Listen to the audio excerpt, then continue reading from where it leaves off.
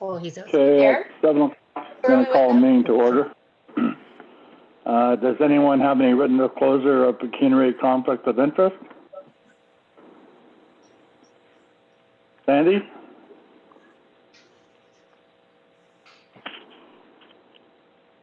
No. Sandy?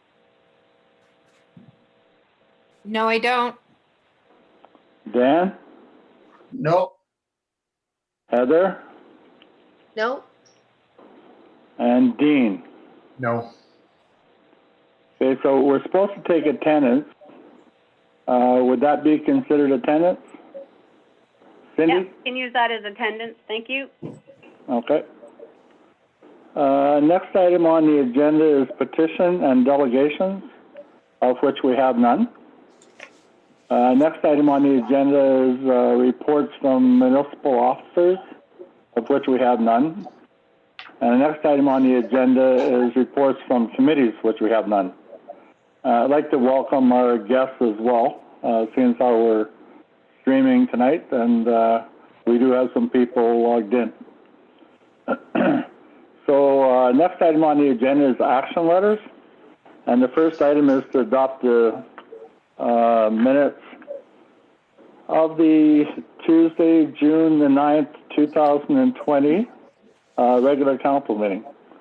So I need a mover and a seconder. Sandy, can you move that? Yes, I can. Dan, can you second that? Okay, yes. Thank you. So we have a resolution moved by Sandy, seconded by Dan, that the minutes of the regular meeting of council held on Tuesday, June the 9th, 2020 be hereby adopted and signed as circulated. Any discussion? Sandy? None. Dan? No. Heather? I would just like the wording changed for under expenses, it says for vehicle, but it under disbursement, no, disbursements it says vehicle, but on the minutes it says for telephone. So it's in a, it's inconsistent. Which item is that? In the minutes, it says that telephone expense on the report, but in the disbursements, it's a vehicle expense.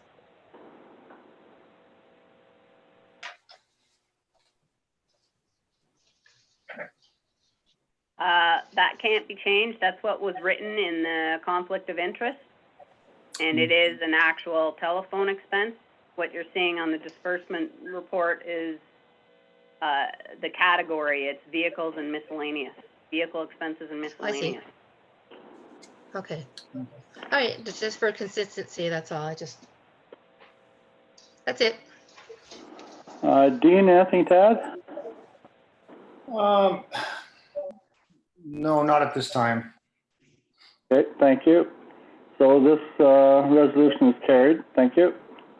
We need to take a, Oh, yes, sorry, forgot about that. So I need a vote. Yay or nay, Sandy? Yay. Yay or nay, Dean? Yay. Dan? Yes. I'd like to, maybe we can discuss it later. Maybe I'll discuss on other businesses. I'd like to know more information about the telephone expense report, because I didn't hear that at the last meeting. I heard, I guess it wasn't read out loud, the conflict of interest that you declared. So maybe we can discuss it later in the meeting. So yes, I'll be okay with this. Yes, I vote. But I have. Heather? Yeah. Yay. And I agree as well. So this resolution is carried.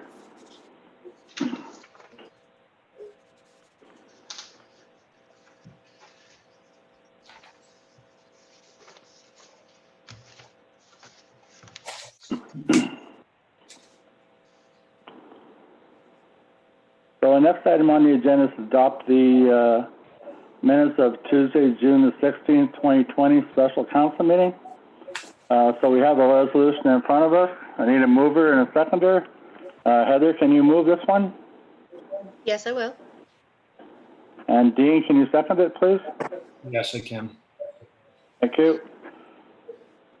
So we have a resolution moved by Heather, seconded by Dean, that the minutes of the special meeting of council held on Tuesday, June the 16th be hereby adopted and signed as circulated.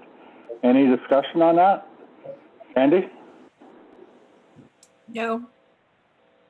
Dan? No discussion. Heather? No, And Dean? No discussion. Okay, so we need a vote to accept this. Sandy? Yay. Dean? Yay. Dan? Yes. Heather? yes, I vote yes as well. This resolution is carried. Thank you.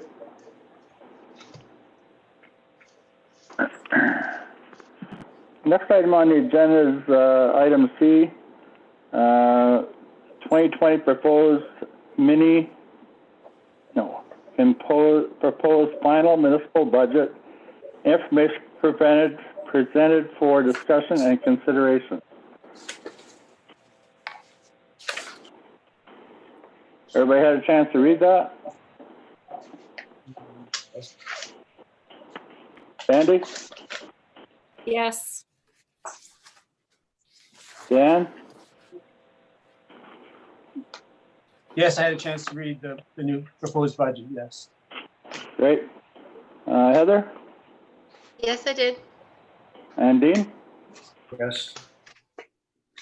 Okay, so is there anything that you want to say, Sandy? No. It's what I expected to see. And Dan? Yes. I guess I'm okay with the budget overall. I'm a bit disappointed that we didn't achieve the goal that we started within the beginning of reducing some taxes for the residents. Looks like it's going to be a small reduction, maybe $30, $40 on the year on most people's bill.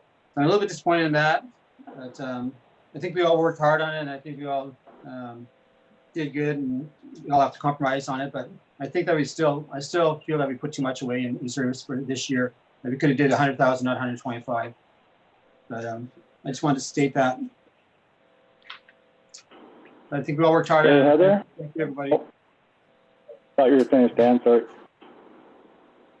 you have anything else you want to add? Dan, I'm sorry Are I you cut done you yet? off. Do you have anything else you want to add? Oh, Dan, no, I'm done. Thank you. Okay, thank you. Heather? No, everything was as expected. Okay, thank you. Dean? I just want to make, the budget is what we discussed at the last meeting. It's, what council's kind of put forth with some compromise from everyone on what we think is best. I think it's going to get support. Also, I'd like to just comment that, just for sake of comment, we have to look at, I agree with Dan on wanting to offer some big reductions, but we have to look at we have to seriously consider what we're going to do about the rising costs of the levies, particularly the DSAB, the ones we're getting the worst deal on, nursing homes. And I think it just kind of highlights, a little bit of growth is not a bad thing either. And we'll do what we can to promote, some sustainable growth in Calvin. 5% increase in EA, I think is a good target. And other than that, the budget looks good. Okay, thank you. Cindy, is there anything you want to say? Nope.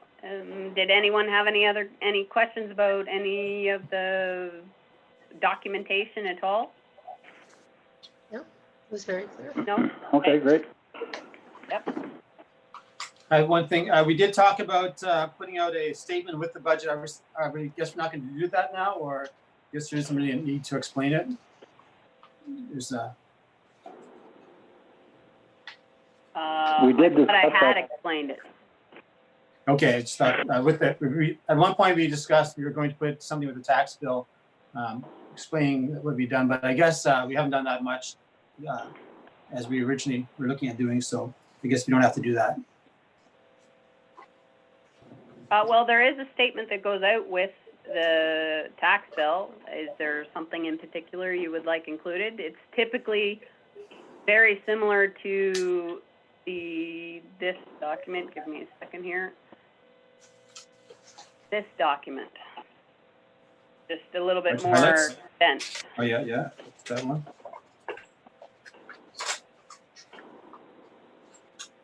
Okay, that's good. Okay, thank you. So our next item on the agenda is bylaw number 2020-014. And Did we vote on that's- that?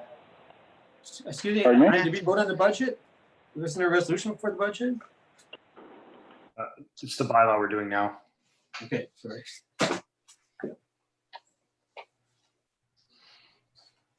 You okay, Dan? Yes. My apologies for Okay. interrupting. No problem. So our next item on the agenda is bylaw 2020-014. It's to provide for adoption of the tax rate, adoption of annual budget, and to further provide penalty and interest and defaults of the payment thereof for the year 2020. Do you want me to read this all? That's an awful lot to read.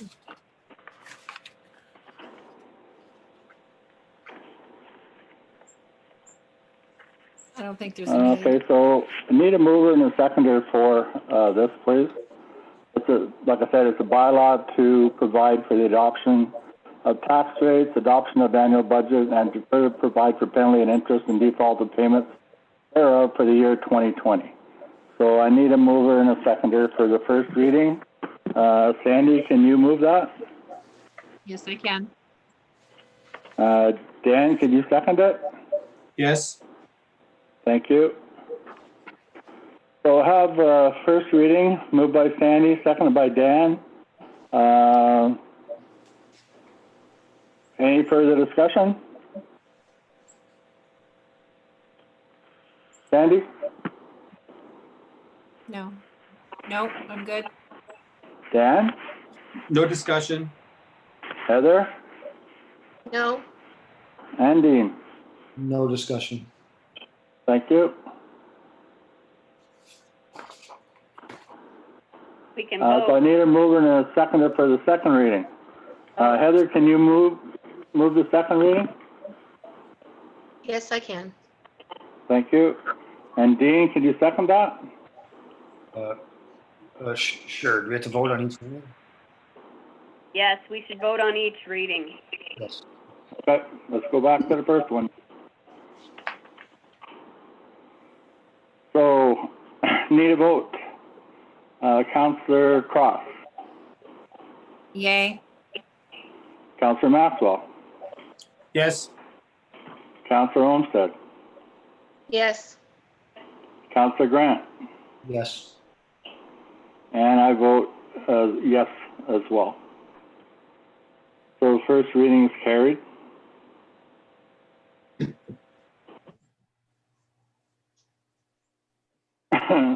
Second reading, moved by Heather, second by Dean. Any discussion on that one? Sandy? No. Dan? no discussion. Heather? no discussion. And Dean? No discussion.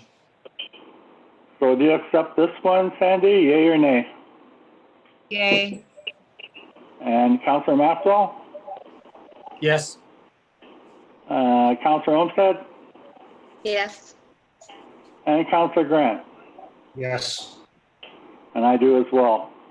This second reading is passed. Do we want to do the three readings or come back at a third reading at another meeting? Sandy, your opinion? Third reading at the next meeting. Okay. Dan?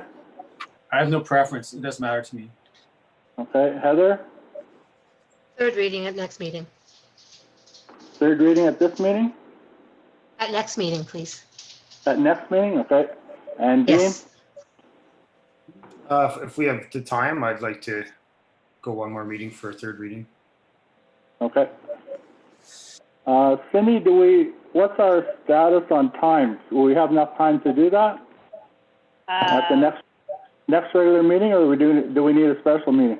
The next regular meeting is July 14th. That doesn't give me very much time to prepare the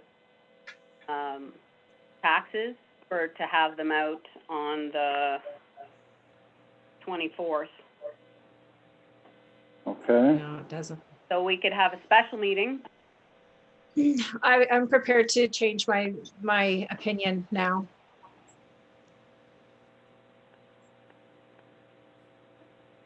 Okay, so If I'll it's, ask again then. Okay.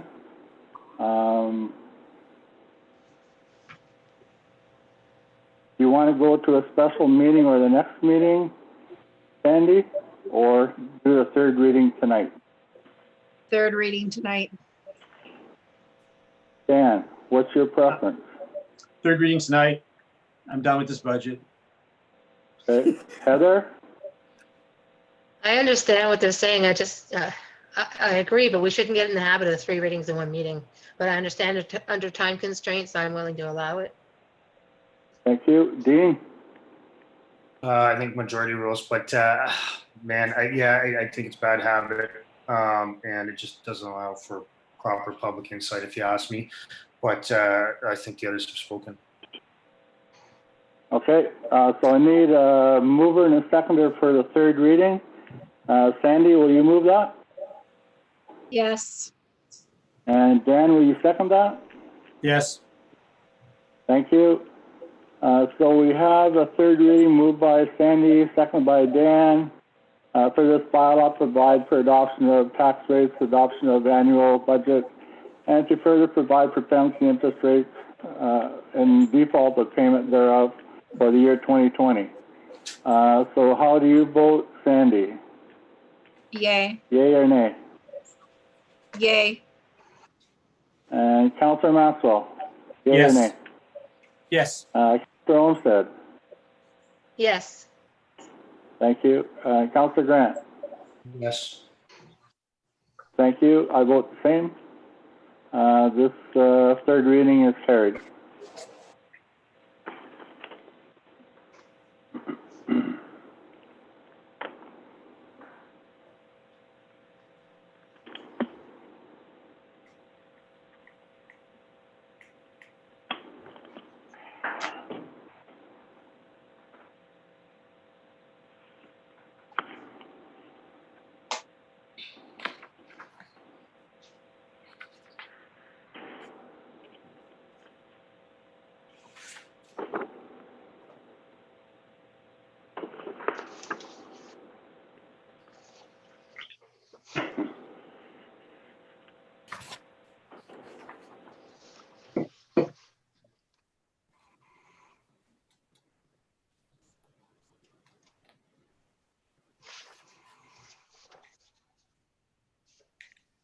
So the next item on the agenda is Ontario Regulation 284/09. It's a resolution to adopt the annual report showing estimated expenses excluded from the 2020 budget and the impact of fully covering these expenses.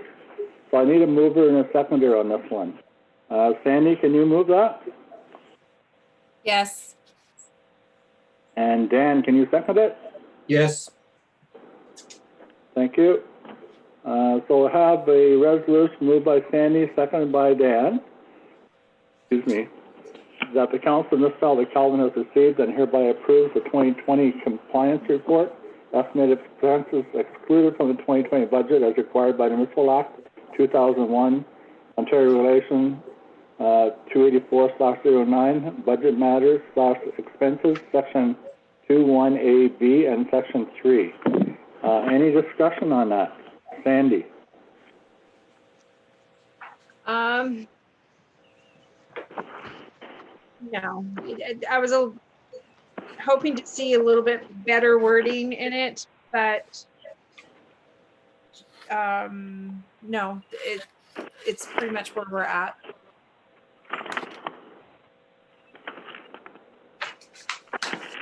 Dan? No, there was one, when I saw the transfer into the reserves from, I guess it was probably a budget question, so I probably let that go. We put it onto working reserves, and I was wondering how that differs from road reserves. The working reserve sounds like it's for the office. It's probably too late to bring this up, so.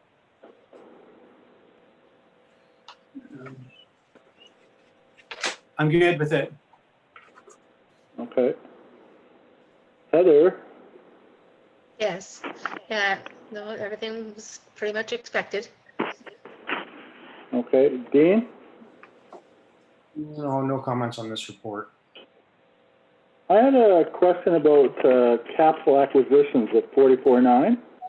I didn't quite understand what that was. Cindy, can you tell me that? Where are you looking? On, say, page 2 of 4, under section 2.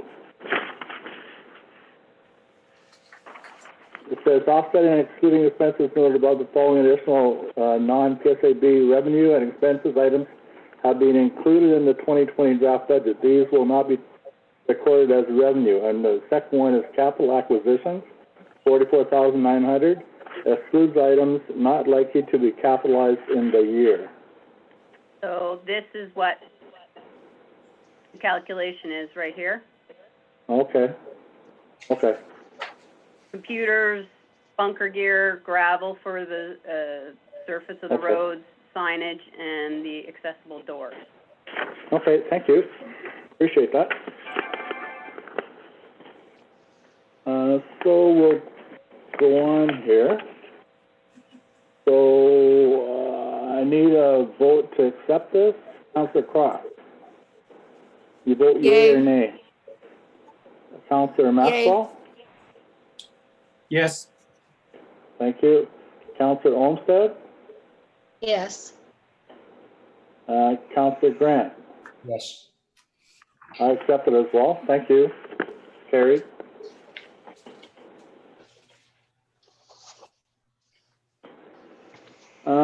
This last couple of days, there's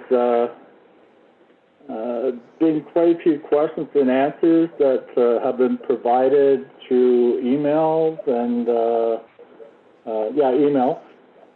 So I'm thinking I would like Cindy to go over those questions and answers, just so that our visitors and any people online who might be watching this or listening to it have a good understanding of what those questions and answers were. So Cindy, could you inform us about these, please?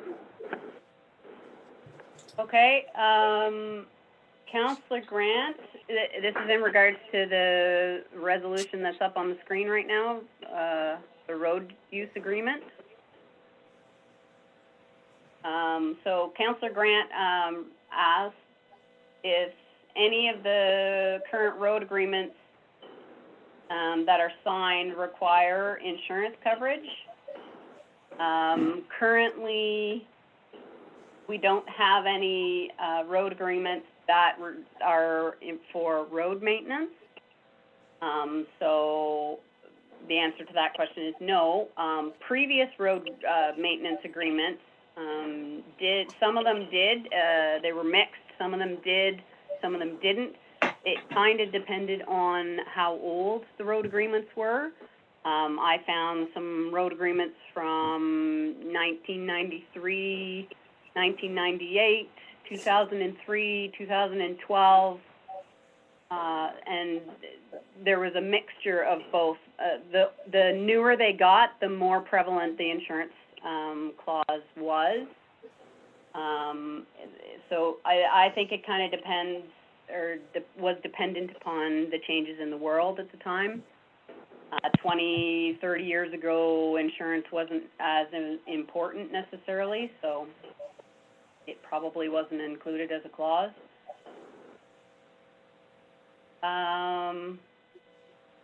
The second question in regards to the road agreement, Councillor Grant asked was, did the municipal lawyer comment via email or in some form of writing what the additional protection the municipality received in regards to having the insurance?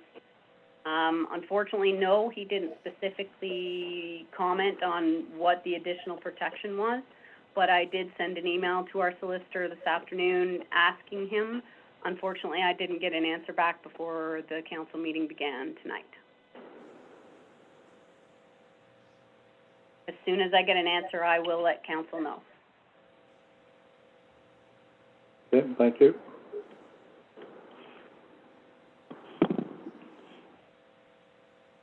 Do you want me to go through all three of them now, or do you want to deal with the road agreement and we can go through the other ones? Let's go through all three, and then everybody has a good idea of it, and we can go back and go through each resolution individual and discuss it then. Okay. Okay, the second set of questions was Mayor Pennell. Well, actually, sorry, it was just one question. It was in regards to, I'm just going to put up the resolution here so that our audience can see. Sorry, that's the report.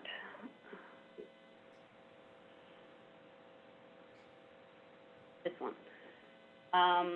So Mayor Pennell asked what the implications of reinstating or not reinstating sections 8 and 9 of the 2019-021 bylaw was. So we have been allowing recyclable materials to be put into our landfill while the self-sorting of recyclables was implemented at the landfill due to COVID-19.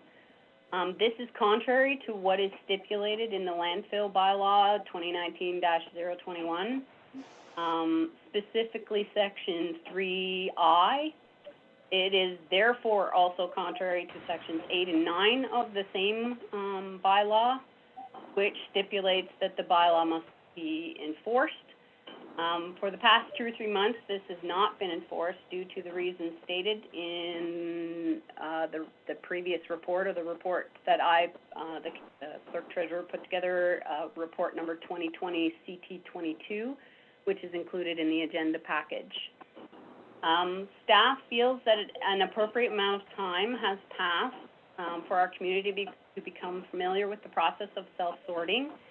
And there are also fees that were included in the bylaw that we passed in 2019 that are supposed to come into effect as of July the 1st, 2020. Specifically, 2 new ones, which include charges for mixed bag of garbage, for example, bags of garbage that include recyclable materials, or mixed loads of garbage, i.e. if someone was taking down a shed or something and there was a mixture of wood and shingles and, different things, metal, those types of things.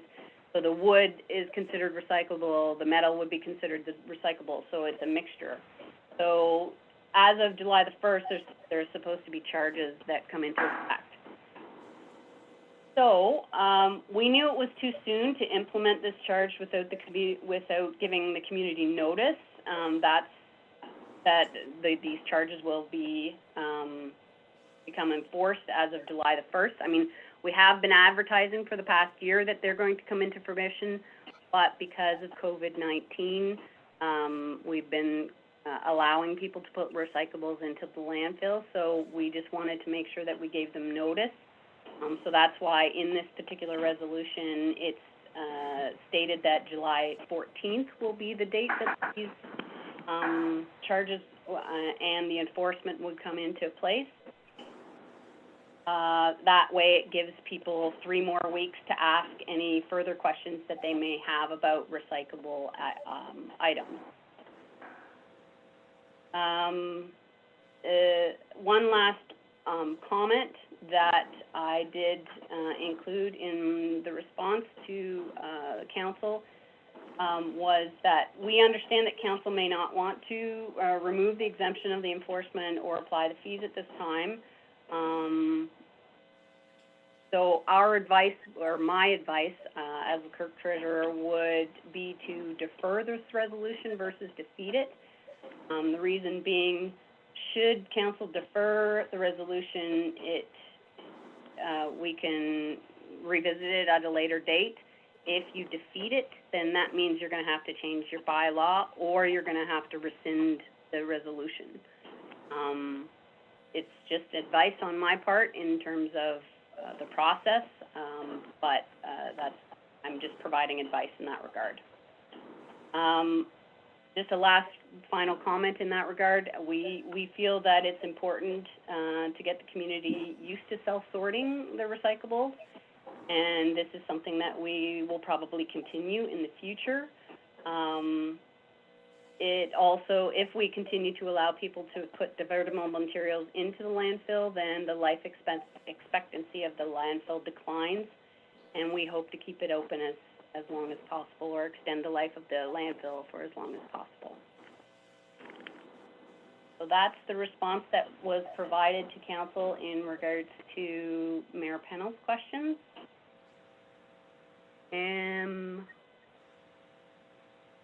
Sorry, I just have to get one more up here.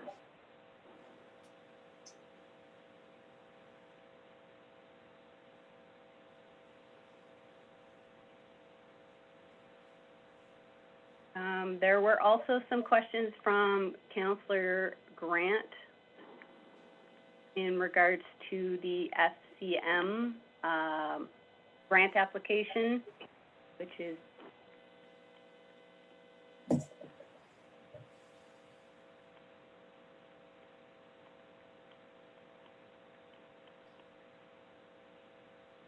this resolution.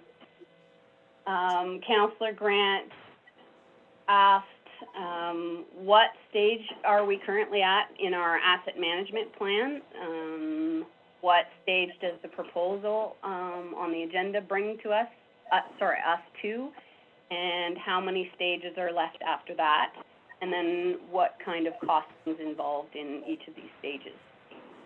So the response was that we have completed stage 1 of OREG 588/17. The current proposal will allow us to complete stage 2 and will hopefully make stage 3 much easier to complete. There are 4 stages with a mandatory annual review to take place by council after all of the stages have been completed, to implement any required changes that come into fruition or address any challenges. In stage 1, the cost to the municipality was $12,475.78. The total cost for the implementation of stage 1 was $62,378.92. The rest of the money was received from a grant from FCM. FCM stands for Federation of Canadian Municipalities. So $49,903.14 came from a grant. This included asset management policy development and maturity assessment, development of condition assessment protocols, data gathering templates and assessment condition assessments, assessment management software modules, and asset management training. It did not include, or the above values that I provided did not include any of the costs for staff time spent on the project. Stage 2, the costs are presented in the proposal that council received, and we are also receiving 20 hours of free help from Public Sector Digest that has been paid for by the MFOA. At this point, it's unknown what the costs are for stages 3 and 4. As I mentioned, the hope is that stage 3 will be much easier to complete, as we will be building on what was developed in stage 2. And we also have the software that is to be collecting the information to develop the data to meet the stage 3 requirements. There is an assumption, and it's only an assumption, not a given, that FCM will provide grant money for application for each of the stages. But again, it's only an assumption right now. It's not a given. Due to COVID-19, I'm not sure whether they will have the money, whether they'll be giving the money elsewhere, et cetera. So that was the response to, in regards to Councillor Grant's second set of questions. And finally, pardon me, Councillor Cross requested a picture of what our recreation superintendent meant by something that should be made of wood instead of drywall. So this is the image that was provided to council, excuse me. The red line here indicates what it's currently made out of wood. There was a suggestion made by council at some point, you know, it was way back in February or March or something like that, that this box be made out of drywall. It might look a little bit better. Unfortunately, if we made it out of drywall, anytime we had to do maintenance on the pipes that are behind that enclosure, the drywall would have to be destroyed and then rebuilt every single time. So that's why the recreation superintendent is suggesting that it be made out of wood, just because it'll be easier to remove and put back on versus drywall. And just to note, this is an old picture. That door has been replaced and it's glass now. But this was a picture that we had that showed what we were talking about. So that's why it was used. And I think that covers it. Yeah, I believe so. Thank you.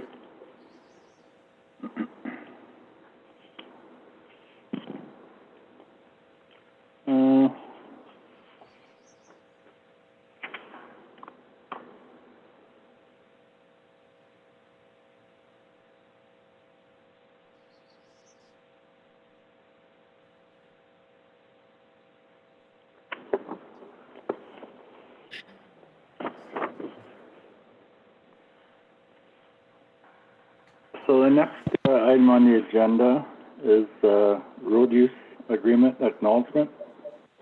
So I need a mover and a seconder for this one. Heather, can you move this one? Yes, I will.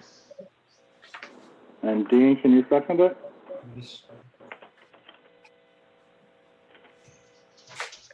That a yes? Yes, that's a yes.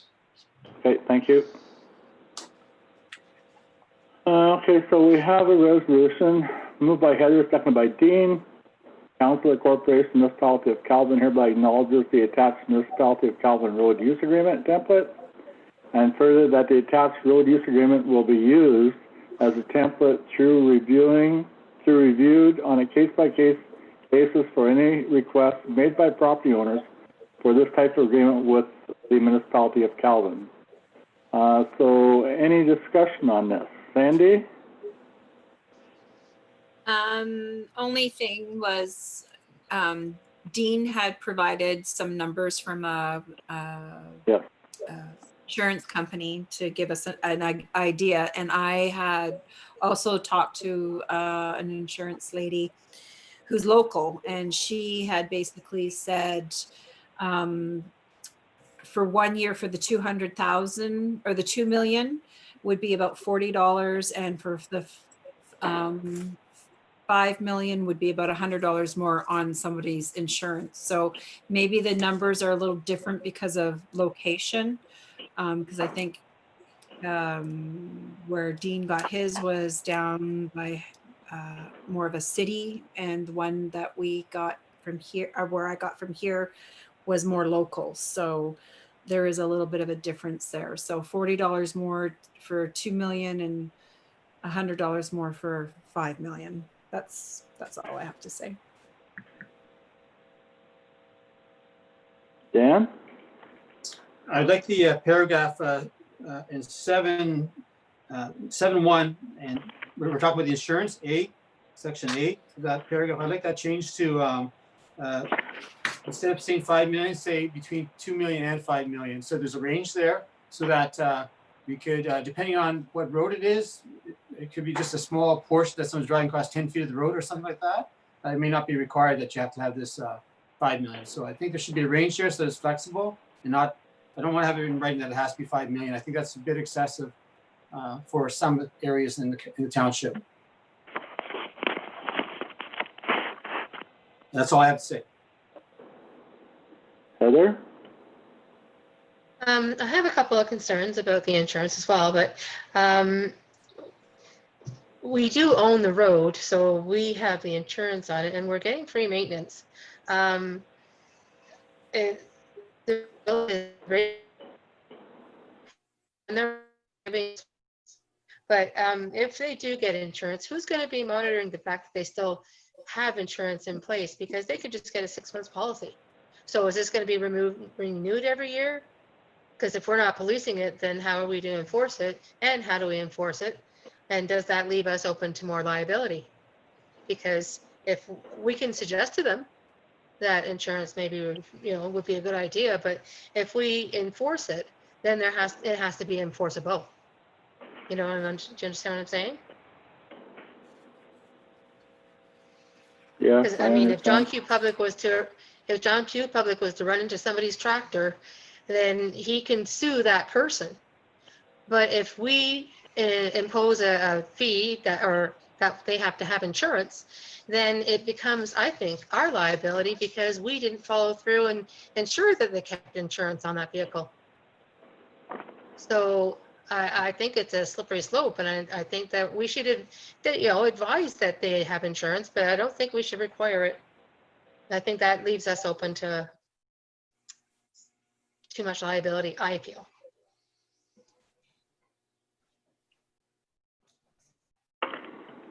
So you're saying they shouldn't have any insurance? Well, I mean, we can advise them to have insurance, but my question is, how are we to enforce it? They can come there with their proof of 6 months insurance, but say 2 years, 3 years down the road, they do not have insurance. But we requested that the fact they have insurance, but we don't enforce it. How can we? How can we keep up? Who's going to have that job? That's my concern. So we can say at the time of a road agreement, we can say, we advise you to carry insurance on the vehicle that you're using. But as soon as we start putting into our wording, then we accept some of that liability. Because then we're going to say, we're going to make sure 10 years from now, they still have that $2 million on it. Right now, we can't do that. I think I can't answer all your questions, but I believe there's a part in here where the municipality is added as an additional insured, and the insurance company is supposed to notify us if the insurance lapses on the road. But that doesn't answer your question. No.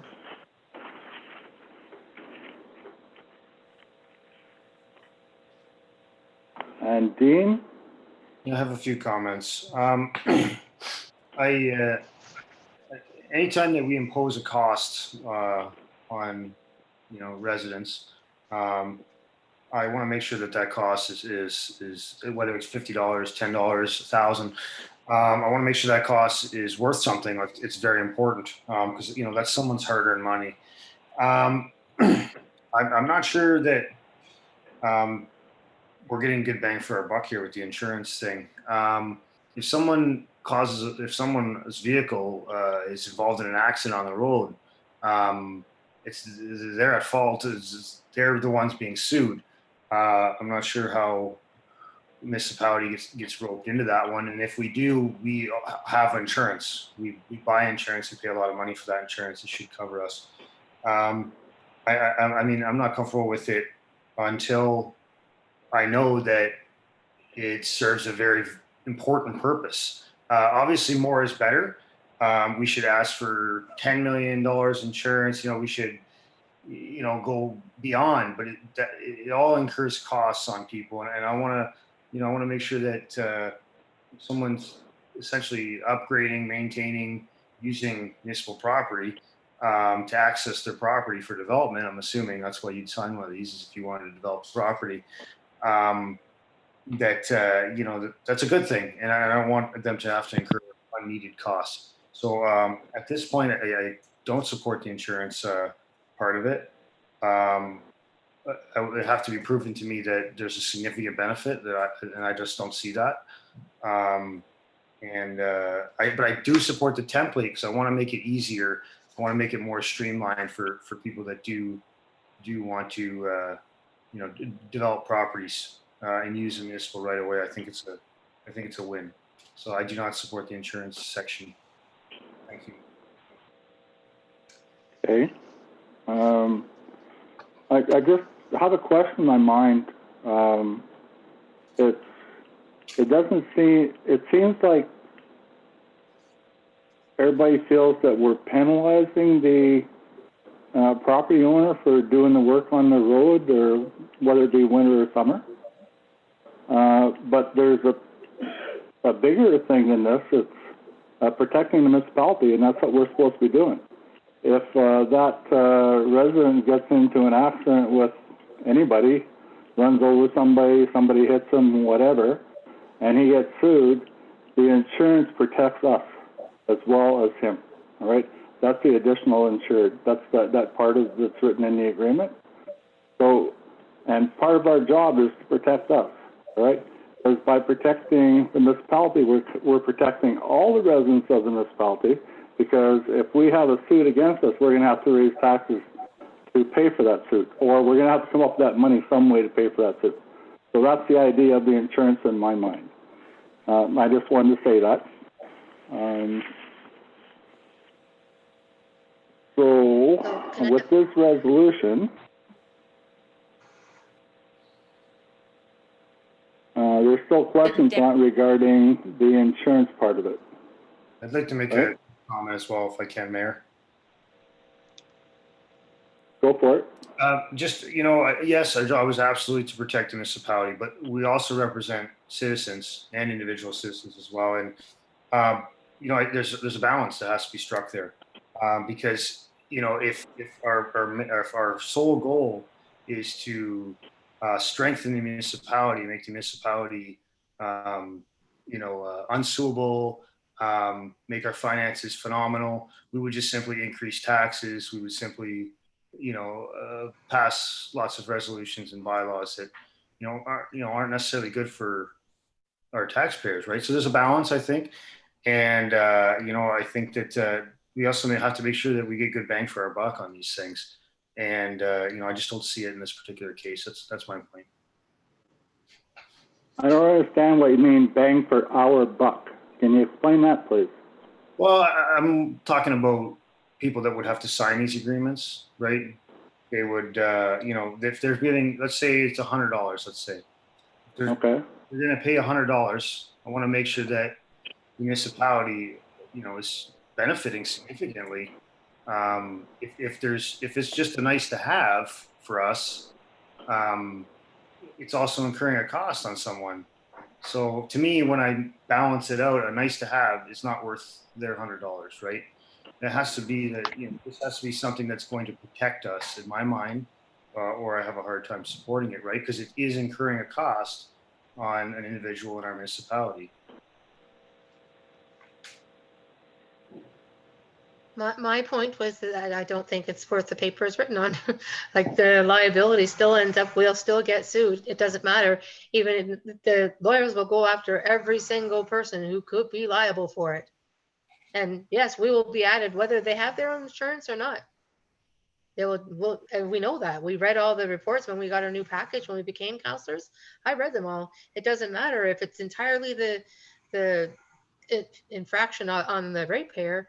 The municipality still got sued because we're believed to have deep pockets.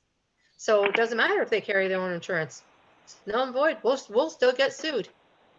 So as John Q. Public, a ratepayer, it's up to them to protect themselves. But as a municipality, I know it won't protect us. Yeah, we protect ourselves through our insurance policy, I believe, right? That's my thing. Okay, so we've went to the solicitor, and he's written up an agreement with all his experience, okay, and he suggested this insurance to protect the municipality, okay, and us laymen, us lay people are saying, no, you're wrong, okay? It's not important to have insurance, okay? We don't need to have insurance on road. We'll assume all that liability, and we'll allow you, Mr. Resident, to work on your road, even though you do get in an accident, okay, and maybe kill somebody or maim somebody for life, but that's okay. We'll be responsible for that. Is that what you're saying? No, I'm not a lame Well, person. we will be responsible. You're not a lay person? What are you? No, Are you a actually, lawyer? I don't have any lawyer credentials, but I'm an educated individual. I make decisions. As a counselor, it's my job to make decisions, not Yes, just it is.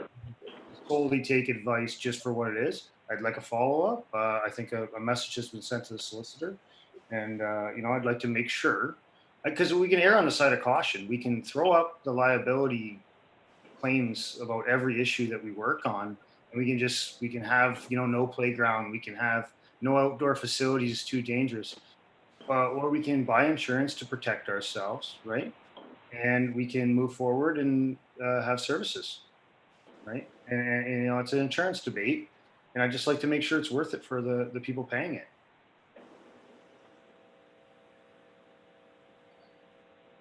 So you said something about there was a follow-up.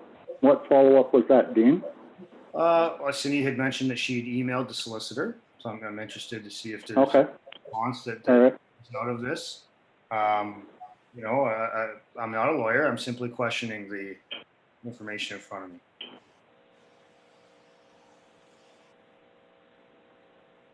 Okay, so I guess we need to defer this to a future meeting then? And until we get the information back from the solicitor that Cindy has asked for? Is there anything further that you would like Cindy to ask, Sandy?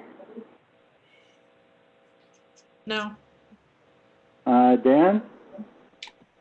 No, but I would support the motion if it was a range that said 2 million to 5 million. Just that it's not an automatic 5 million. That was my stance that I was taking. Just want to reiterate that. Thank you. Okay. I don't know how we would determine the 2 or 5 though. I'd like to make a quick comment. The insurance agent I spoke to, even though I know that insurance agents want to sell you, she said that in her experience with road maintenance agreements, that 2 million or 5 million she felt was still too little, considering if there'd be loss of life or a disability, a permanent disability. She felt that 2 million or 5 million was still too little. Just wanted to put that out there. If I may say, just to clarify, I understand everybody should have insurance. But just because they have insurance doesn't mean that protects us. We'll still get sued as an add-on. So it doesn't matter if they get 2, 5, 10 million, we will still get sued as well. That's all I'm saying. Well, that's not what this is about, though. Well, okay. I disagree. Okay, so you don't have anything further, Dan. Do you have anything further you want Cindy to ask Heather? Yeah, just to say if my interpretation is correct, that we will Okay. still be added as. I think you're correct in that. So we will have additional insurance to cover it, but Dean, is there anything further you would like Cindy to ask? I would support a deferral till solicitor comments. Okay. So can we defer this until our next meeting? I need a vote to do that, I guess. Sandy, how long do you think it'll take you to get those answers, Cindy? Our next regular meeting? Yes, I should be able to get them by then. Okay. So our next regular meeting is, I don't know, July 14th. 14th? Yes. Okay, so can we defer this until July 14th meeting then? So I need a vote if you agree, Sandy. You agree or nay? I didn't see a problem with doing this now, but I'm going to say nay. Nay, okay. Dan, do you agree to defer it till the next meeting? Okay, is there a resolution up for that? The resolution I see is the existing one. Or is this just Well, we're gonna Just, defer this to the next meeting we're voting on, yes, defer, okay? yes. Heather, are you in agreement to defer it? Yes, please. And Dean, I think you are as well. Yes. Okay, thank you. So we'll defer this until our July 14th, 2020 meeting. Thank you.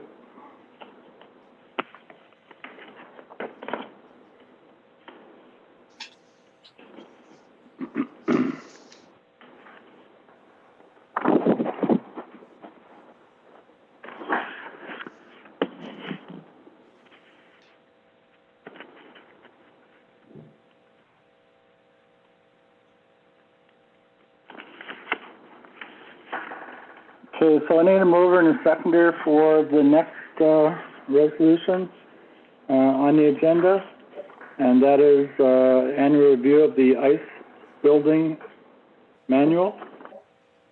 So I need a mover and a seconder. Sandy, can you move this one? Yes. And Dan, can you second it? Yes, Thank you. So we have a resolution moved by Sandy, seconded by Dan, that Council of Corporation Municipality of Calvin has performed a review of the Municipal of Calvin ICE Building and Maintenance Manual and enacts the changes made to the attached Municipality of Calvin ICE Building and Maintenance Manual into practice. And further, that the manual shall continue to be reviewed on an annual basis to incorporate any changes that may be required due to changing technology, climate, staff, and/or volunteers.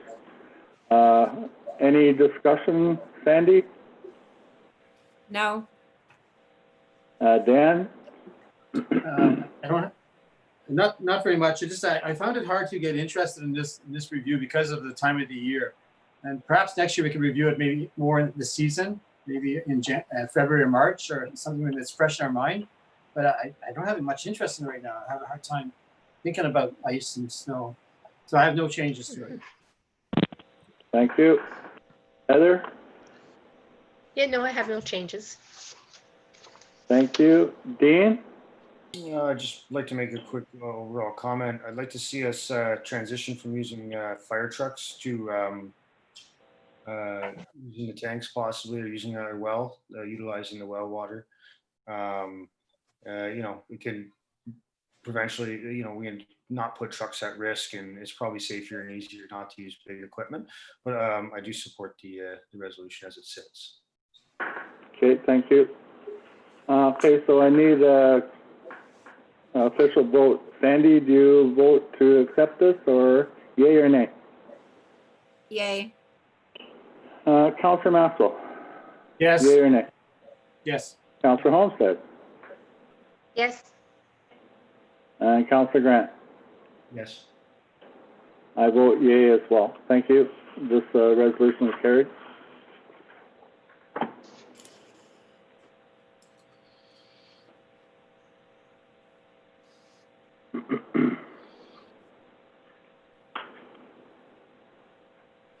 Next item on the agenda is Municipality of Calvin Landfill Department. It's a revised resolution for the Ministry of Environment, Conservation and Parks for recycling for municipalities within a population under 5,000. Everybody had a chance to look at this? Sandy? Yes. Dan? yes, I did look at it, yes. Heather? I looked at it. I wonder where it came from though, but yeah, I looked at it. And Dean? Yes, sir. Okay, so I need a mover and a seconder for this. Heather, can you move this one? Yes, I will. Thank you. And Dean, can you second it? Yes. Thank you. Okay, so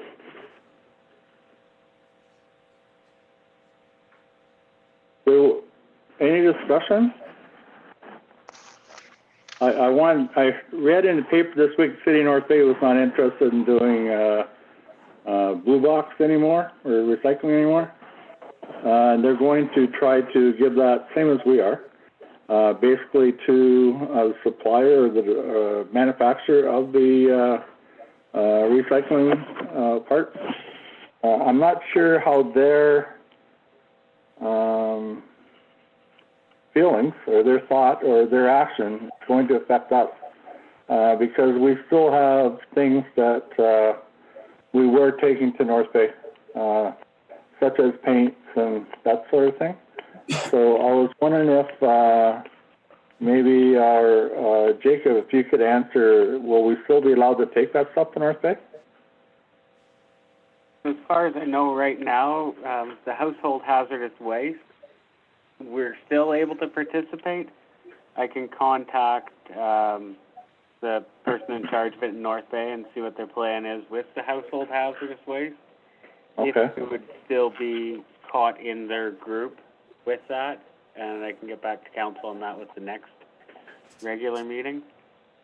Thank you. That transition happens, I believe it's January 1st of this year that the household hazardous waste changes. Same with our waste electronics will be transitioning, I believe it's January 1st as well. Yes. Okay, thank you. We'll look forward to hearing back from you. Anything you would like to add, Sandy? No, just I'm in full support of this letter. I think it's important, especially because we're such a small municipality. The bigger cities, sure, they can try to go after the make the people responsible who are Producers. making the recycling deal with it, but that doesn't help us as a small municipality, I don't think. So I fully support this. Okay, thank you. Dan? And nothing to add. I support it as well. Heather? I support it. I hope it doesn't fall on deaf ears. Okay, and Dean? I have nothing to add. Okay, thank you. So we need to vote on this then. Councillor Cross, how do you vote, yea or nay? Yay. And Councillor Maxwell? Yes, yes. Thank you. Councillor Olmsted? Yes. Councillor Grant? Yes. I vote yea as well. Thank you very much. This resolution is carried. Excuse me.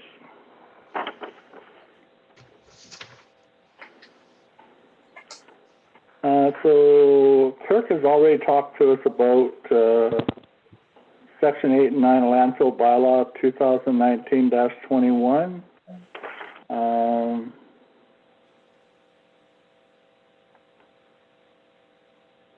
Does anyone have any further questions they'd like to ask? Sandy? No questions. Dan? Yeah, well, we have a resolution that's coming up to support this, I guess, right? So, and this is just a report commenting on. It's recommended we defer it, right? Yes, yeah. I don't support restarting the charging for the bags, and I don't remember how much the fee was for the bags, but I'd like to know that how much it was for the charge for the unsorted bag of garbage, and how much was the charge for the truck. The load. I don't remember that past that bylaw. And I don't remember that. I don't remember that either. But it must have been done.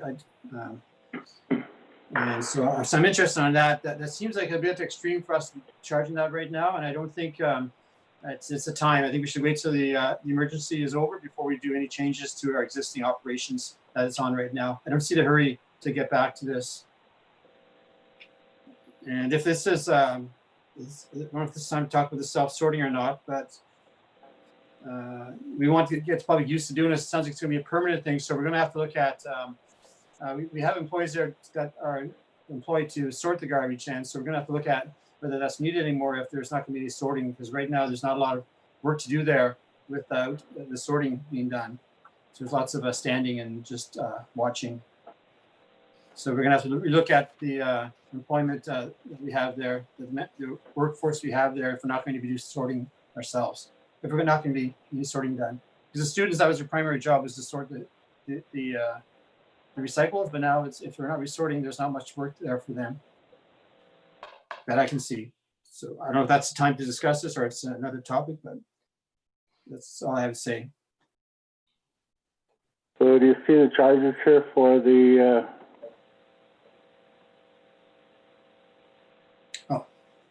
Yeah, $5 a bag and 25 bucks a cubic meter?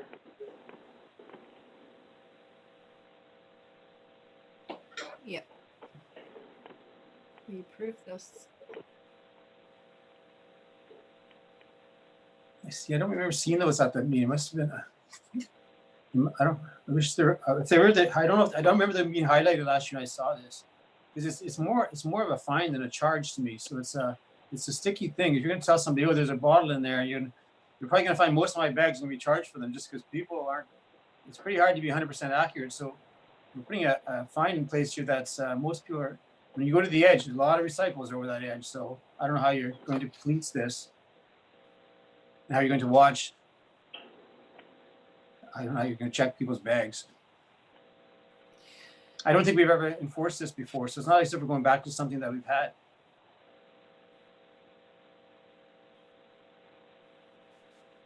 I don't have anything else to say. Heather? I agree, unless we're ready to go, because we are at stage 2, if we have the student there to sort. I noticed myself last week when I was at the dump, this gentleman was stymied and a little frustrated because he didn't do everything exactly right, and he felt pressured because there was the lineup behind him. And so thankful our staff did help him, and I would hope that we want to go in that direction, and that's why the staff is there, not to reprimand or to charge, but to assist. And if we're not going in that direction, I think we should just defer this. I was on board with Dan. I'm finished. Dean? I just have one question before I comment. At what point will we go back to normal operations? That would be for staff, because it sounds like there's just kind of a shift to a self-sort here, but I don't remember discussing that. So I'm just curious on when we would go back to normal operations, if we plan to at all. What was staff thoughts on that?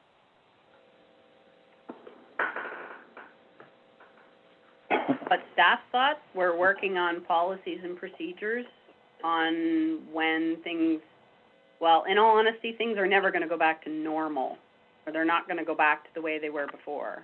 Our whole world has changed.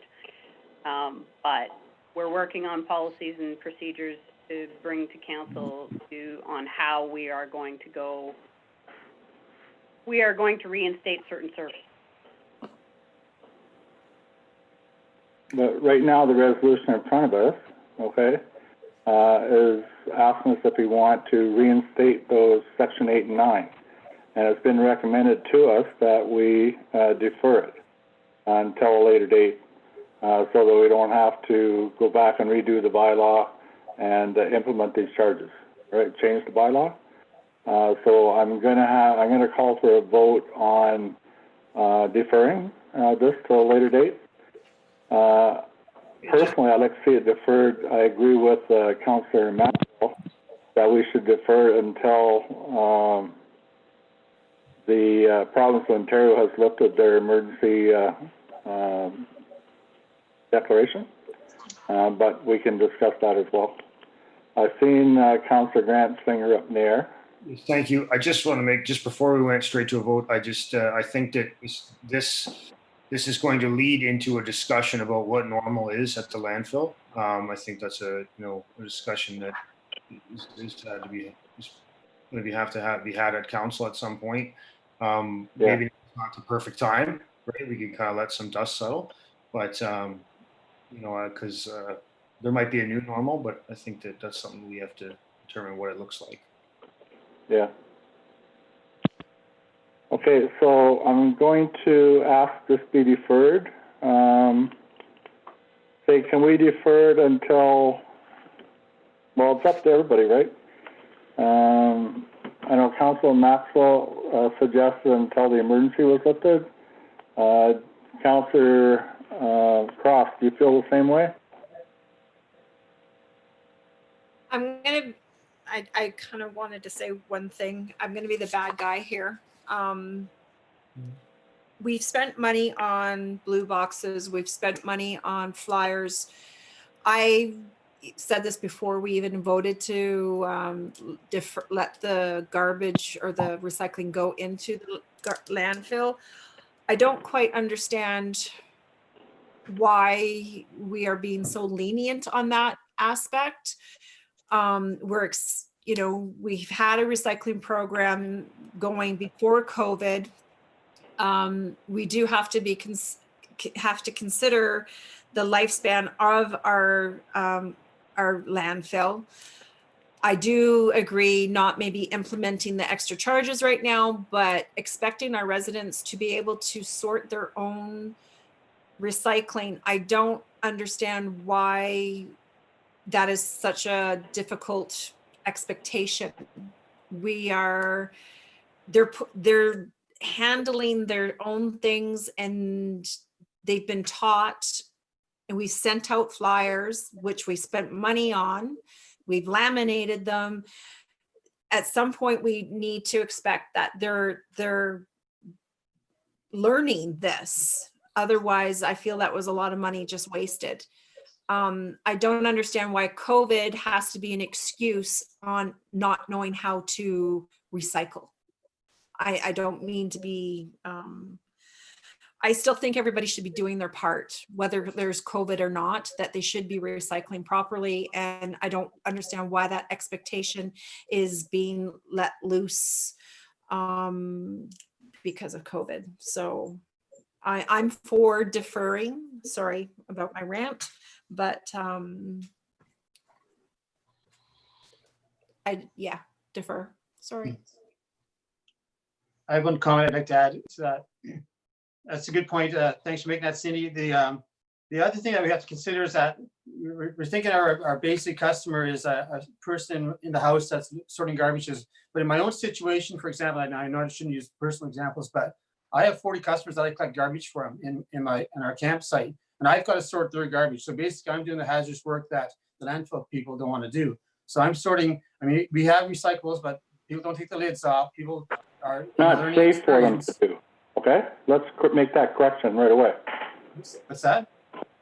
I said it's not safe for them to do. Let's make that correction right away. So it's not safe for them to be handling your garbage, right? Yes. So I'm handling other it's people's garbage. They don't want to do it. Either. It's your garbage. But go ahead, please. So when we're collecting from a group like that, like Champlain Park or some of the other parks, we're collecting group garbage so that you're asking their employees to be in an unsafe situation and get in there and sort their recyclables, and which we don't want our employees doing. So there's other people that are involved with this too. So having a lenience of this bylaw right now is not a bad thing, because we are having to do. I still think recycling is very important, and people are still recycling. It's not as if we gave up on recycling. We're just asking people to sort, basically. It's the main change. And just you have to remember that not everybody has just a bag of their own household garbage, which they take care of in their kitchen. Some people are dealing with bigger garbage facilities than other people. Some people have businesses. Some people have a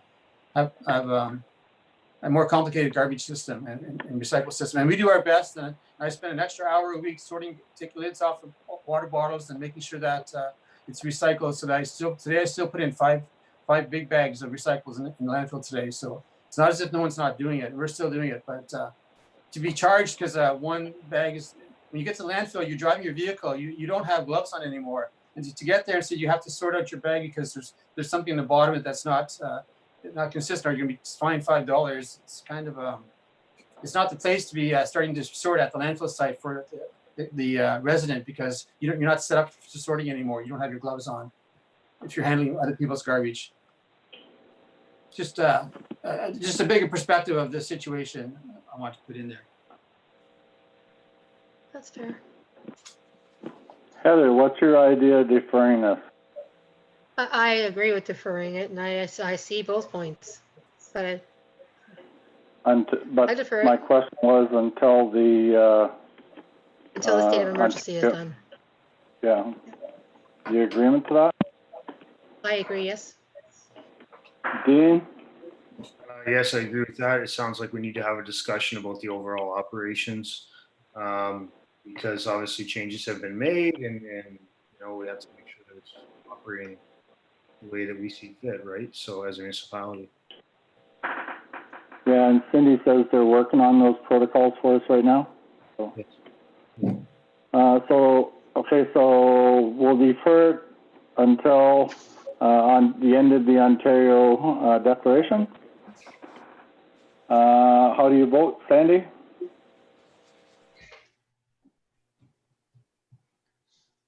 Yay. Councillor Maxwell? Yes.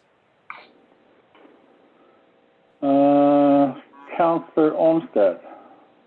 Yes. And Councillor Grant? Yes.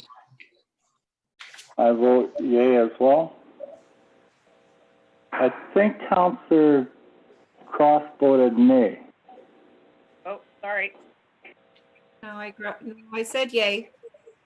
You said yay? Okay, sorry. Yes, I did say yeah. Okay. Okay, that being said, this resolution is carried. Thank you very much. No, I'll deferred. Deferred, right? Deferred, yeah. Yeah. We need to have a mover and a seconder for it, though. Okay. Oh, yes. So last mover and seconder were Heather and Dean. So how about Sandy? Will you move this? Yes. And Dan, will you second it? Yes. Thank you.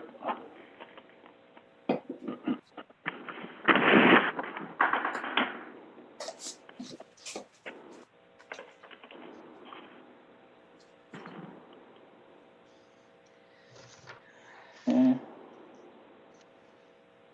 Next item on the agenda, report from Recreation Supervisor, reinstating sections 8 and 9 of the landfill. That's the one we just did. Yeah, that's what I thought. Okay. Next item on the agenda then is Recreation Department Community Center Entrance Project. So I need a mover and a seconder on this one. Sandy and Heather, can you move this one?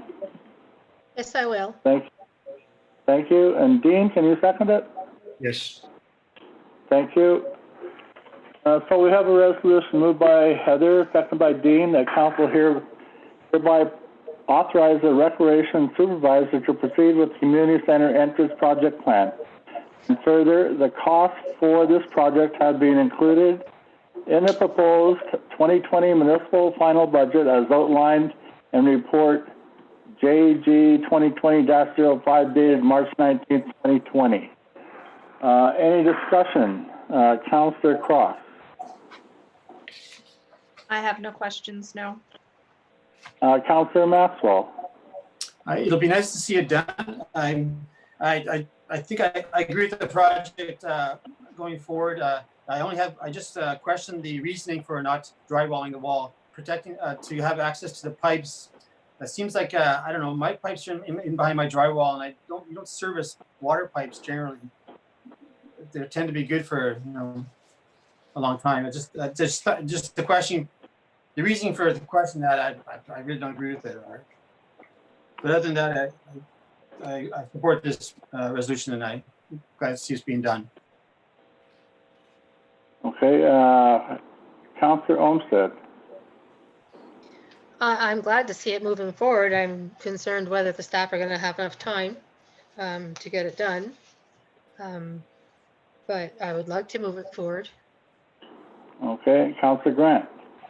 I'm in favor of the project management plan for these types of projects, especially when it's simple, and it is. So I think that they did a good job on preparing the documents to present to me and us. I just wanted to highlight one section that I'm definitely a favor of, and it's estimation. It mentions that time estimates will be determined by the recreation supervisor and with the consultation to clerk. The estimate values and actuals will be tracked throughout the process and will be included in the monthly reports to council. So I'm in favor of this use of this project management template, and I'd like to see how it works on simple and Okay, thank you. good information for council. Yes. Okay, so I need a vote. Councillor Cross, do you vote yea or nay? Yes. Councillor Maxwell? Yes.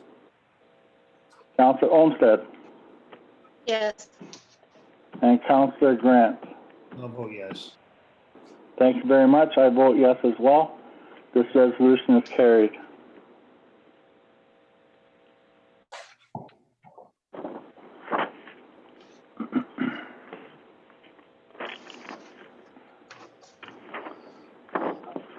There was some information. Next item on the agenda is annual 2018 annual energy report. So there was some information in the in our package to look at it, and I don't know, it must be something on the line I can hear. Sounds like somebody talking, but. Okay, so everybody have a chance to look at that? So I need a mover and a seconder. So Sandy, can you move this one? Yes. Thank you. And Dan, can you second it? Yes. Thank you. So we have a resolution moved by Sandy, seconded by Dan, that council has received and reviewed the 2018 annual energy report on energy consumption and greenhouse gas emissions required to be reported annually on or before July 1st, as per Ontario Regulation 397/11 under the Green Energy Act 2009, and hereby authorize that the report be released as presented. Any discussion, Sandy? No, just I was kind of curious to see how it would compare to last year's, but no, I don't have anything else. Okay. Councillor Maxwell. I don't really understand the report. I have to say that, but I'm hoping that it's what we need to do to approve it. I'm curious as to why the Kelvin Fire Hall, for example, is 40 hours, 40 hours per week. 40 hours of what? Like, what does that mean? And the City Garage is 48, and does anybody know what that is? What that means? I think it's you. Youth, Use? youth. It's youth. We work 40-hour weeks. Well, the fire hall doesn't, that I know of.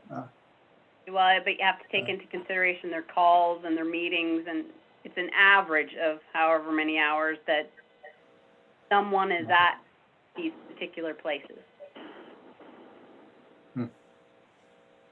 Okay, that one seems a bit off to me, the fire hall, but I don't know if it makes a difference or not, if it has to be that high for some other purpose, but I don't know, I don't understand it, so I approve it, I guess.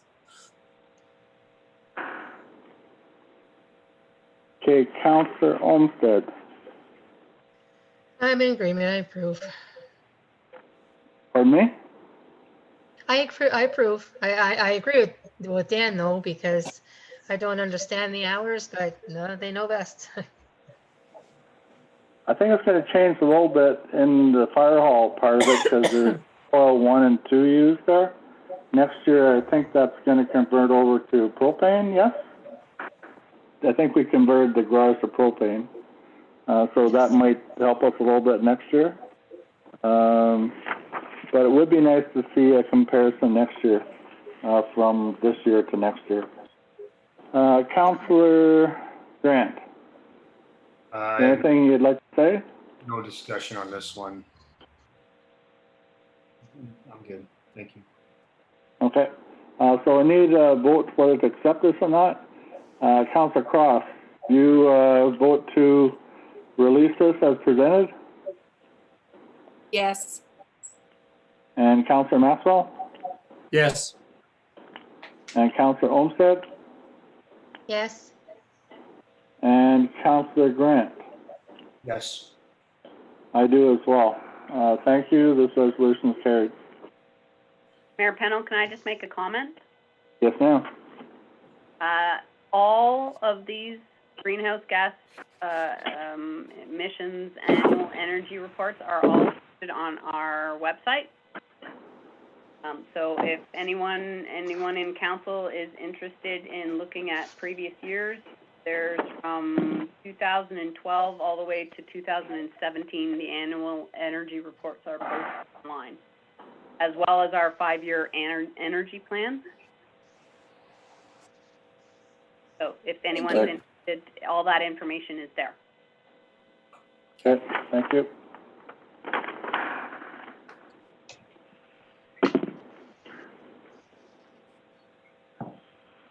Next item on the agenda was Municipality of Calvin Administration. It's a COVID-19 questionnaire for council, employee, daily visitor, workplace visitors. Everybody, I need a mover and a seconder for this one. So Heather, can you move it? Yes, I will. Thank you. And Dean, could you second it? Yes. Thank you. So we have a resolution moved by Heather, seconded by Dean, that council has reviewed the COVID-19 council questionnaire, employee daily questionnaire, and workplace visitor questionnaire, and hereby authorizes that these questionnaires be used as presented. Any discussion, Sandy? No, it was pretty thorough. Looks good to me.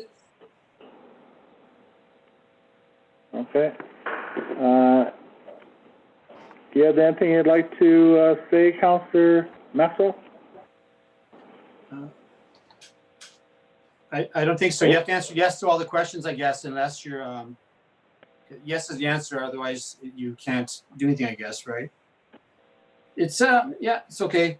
I find that because the answers all are yes, it's going to become routine. No one's going to read the question. You're just going to check yes, yes, yes, yes, yes, and then sign it. But I guess it's just a formality then. It's not really, you don't really read the questions because you know all the answers are supposed to be yes, right? It's like UI, like yes, yes, no, yes, yes. Like, I'm okay with it. Same thing they do to you at the hospital, right? So you have an option saying yes to everything, but you're supposed to be truthful, and that's what we're asking people to be. Mm-hmm. Heather, do you have anything you'd like to say? I would like to omit number 6. And for number 1, I would like cough or fever. Right, because and then if you do break the rules, say, because so my 86-year-old father-in-law is getting rid of his house and we're going down tomorrow. So I'm going to be there. So within the next 14 days, I will have been out of my district. How will I be penalized? Penalized? Yeah. So like, so I answer no. What repercussions are there? You don't get to go into the building. So I can't It's participate turned in the meeting 4. because Well, at the hospital, they don't ask if you traveled outside of the district. They ask if you traveled outside the province or been on an airplane, but the district, that's very arbitrary. I feel. I'm not leaving Ontario.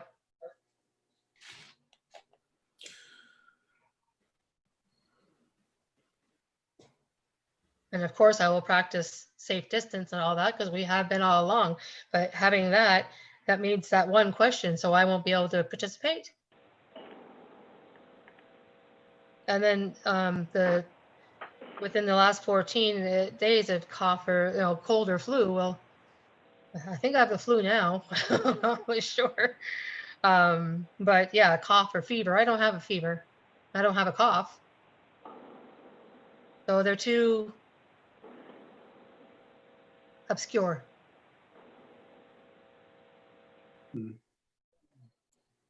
Councillor Grant. That's all. I'd just like to know what we're going to do with the questionnaires because they capture a very wide net of people. For example, like, maybe staff can comment, like, if you don't answer yes, does that mean that you'll be sent home? Does that mean that you can't enter the building, so I wouldn't be able to attend a council meeting? If you had someone in your household that worked in healthcare, you'd have to check yes every time. If you had, it's asked if you're following all the government Ontario social distancing guidelines. There's a lot of guidelines. I mean, I printed some of them: hugging, visiting friends, non-essential trips outside your house. And if you or anybody in your household does any of those things, it's just, if you're truthful on the questionnaire, I feel like people are gonna not fill out the boxes. Are they not allowed access to the building? I just want to know where we're gonna apply these questionnaires.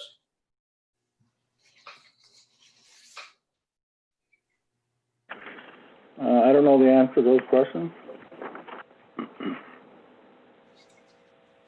Maybe Cindy can comment on what these questionnaires are created, what they're going to be used for. They're going to be used for entrance into the building, yes. So I just think we need to think this through a little bit because if, for example, a staff member or a counselor, like I don't know people's personal lives, but if they had someone that worked in healthcare, let's say, they would not be allowed in the building at all. Or traveling outside the district, it's just quite a wide net. I'm worried that if I'm truthful, I'm going to have to answer yes on some of these things, or anybody. And what kind of implications will that have? Will we not be able to attend meetings if we move to in-person meetings? That's what I'm trying to understand. Is there's maybe nothing wrong with the questionnaire. I'm just how it's applied, I think, is important. Okay, so I just got a scenario, all right? So let's say my wife works at the hospital, all right? And let's say she deals with positive cases every day, all right?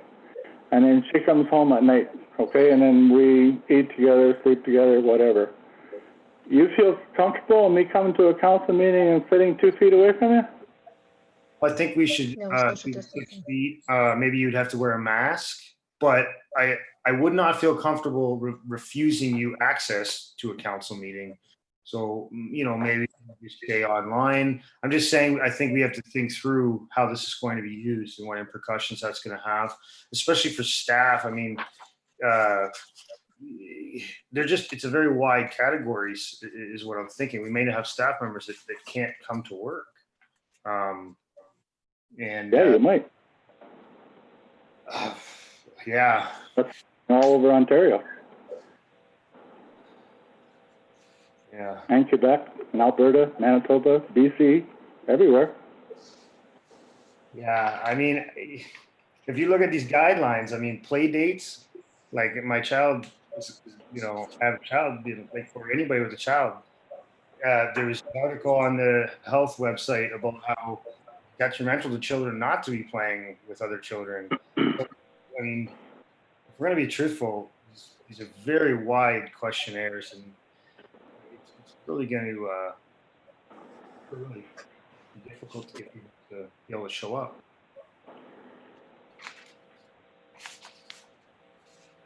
I think masks, maybe we could take precautions as well. Maybe some are more serious than others.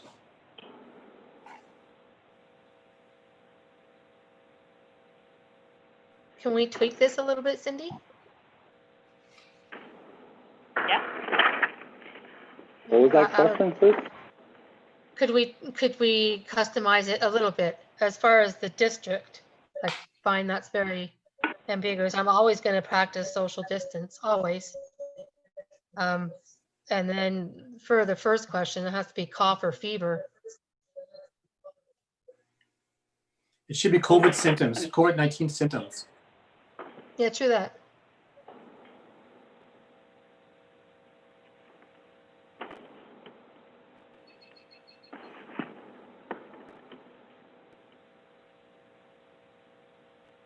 So do we want to do this now during a council meeting, or do we want to look at it afterwards and submit responses? Well, my changes are very simple. Pardon? My changes are very simple. Okay.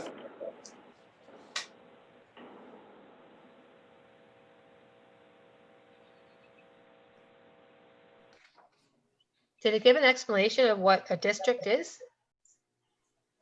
Our district is the district of Nipissing. Our health unit district is the district of Nipissing Perry Sound. So Yeah. if you Yeah, left, so it's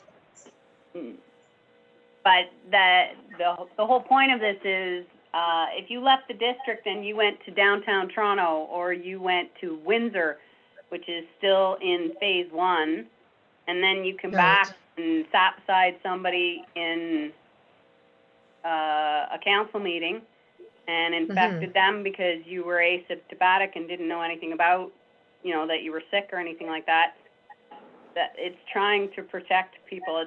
It's health and safety here. That's the number one priority. Well, I intended to go to Kawartha Lakes. Nobody will pay me enough to go to Toronto or Montreal. No, I'm not doing that.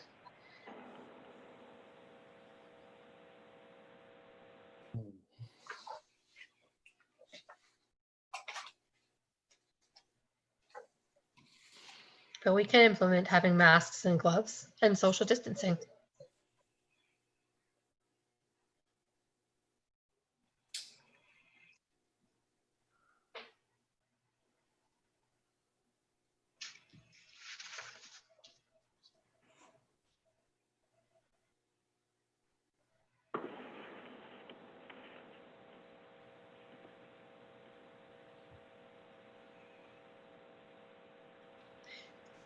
Another thing, so if you did get tested and you're negative and you brought that negative thing, does that negate anything else?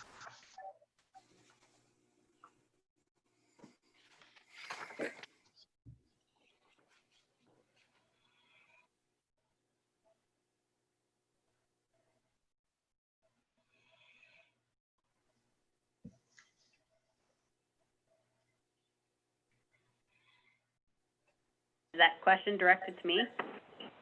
I think so. Yes. Or it could be a Um, statement. It would be, you would still have to, these questionnaires are meant to be asked every single time someone wants to come into the building. So regardless of whether you Yes. had a negative test 14 days ago, because you could have went to the grocery store yesterday and been exposed to somebody. True. So I would think it'd be just safe practices to practice PPE and social distancing, because we've all been to the grocery store. I haven't been to North Bay, but I won't go there. That means everybody goes to North Bay. If they bumped into somebody, they can't go either. So we have to have some sort of self-protection as well, and some self-responsibility. I'm thinking about the impact on the employees as well I guess this has to be done daily. Is this done on a computer, or is this done on paper like this? I hope it'd be done on computer, because it's a lot of paper that's going to pile up over the week, over the year. But this means that the employee, for the slightest little reason that they don't have to come to work here pretty well, if they say no to any of these, and a relative has gone away somewhere, they say, "Oh, sorry, I can't work. I'm going to use my sick days up." It looks like it's a pretty easy to not come to work in Calvin if you sign this paper. If you follow this daily. Just going to Huntsville will get you 14 days off work. I'm a little worried about the ramifications. I don't have the answers here, I don't, but it's a very wide net. And if someone checks these boxes, let's say an employee or a council member, or particularly those two groups, I mean, obviously, I think people receive compensation, because you can't not compensate them, that's the questions that I'm grappling with, the implications of these questionnaires. There's another way of looking at this as well. I personally would want to know if anybody left the district, because I definitely would not put myself anywhere near them, whether it was 6 feet or not. Part of having these questions, knowing full well, I think it would entice people to practice more if they know that if they have to put yes on any of these, that they can't go to work. I mean, they can use up their sick days whenever they want to use up their sick days, whether it's COVID or not, if they don't want to go to work. If you don't go to work and your 6 days are over, you don't get paid, plain and simple. I think this helps enforce people to, or I don't want to say enforce, that's a wrong word. I think it helps people to stay more conscious to do safe practicing, because there is a lot of people out there that aren't doing it. And if they know that they can't go to work because they have to fill out this, that may make them make that decision not to go to that bonfire with 20 people, or go to Toronto to go shopping, or, so you can look at it both ends. I don't know about the disciplinary action part. I don't know how we would even implement any of that, especially against the mayor or anybody like that. But I mean, both sides. I mean, I think in the overall, it is to get people to be aware of your actions, be responsible of your actions.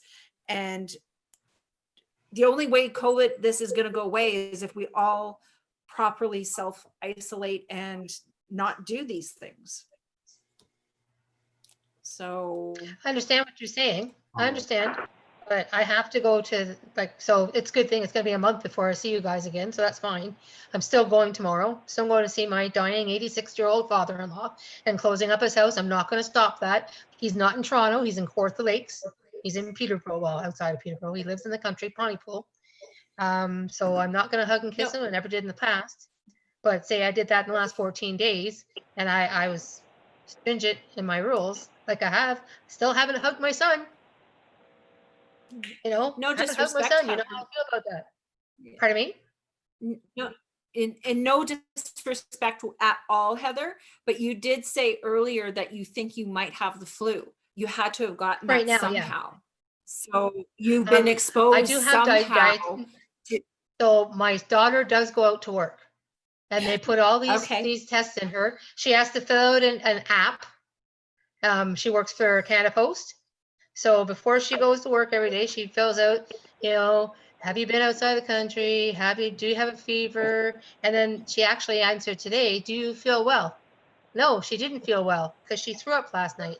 She's better now. It was a one-time shot for her, not for me, because I guess I'm old. But she, like I said, you brought it to me because she went to work. I did not. So that means I have to police her from coming to my house. Yes. She lives here.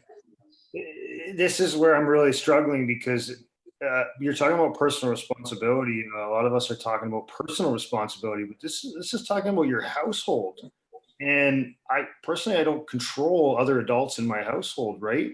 So if they want to break the guidelines, which are not very strict, I mean, we're talking about, play dates, visiting popular destinations, engaging in group activities or sports. These are just things I printed off the health unit. I don't know. I just think the net's too wide. I believe in full disclosure as well. I just don't know if you should be refused to entry. Maybe you should be given a mask. Yeah. Maybe some are worse than, I mean, if you're sick, I think that's more severe than if you, a child. It's tough. It's tough because on the other hand, if you're not refused entry, then we're saying that the people that are in that building are saying it's okay for you to come in. And what if they don't feel that way? What if they have a health issue that can't take that risk, whether you're wearing a mask or not? Is it hard to put on a mask? I mean, I'd have to wear a face shield because of my asthma, obviously. I'm perfectly happy to do that.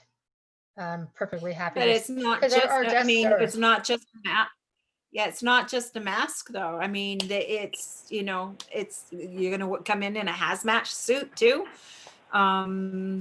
You know, gloves, yeah. and that's why we have to wash our hands every freaking time we touch something. So Yeah. anyway, this is maybe this, we've gone on for a long time. I don't know what the answer is.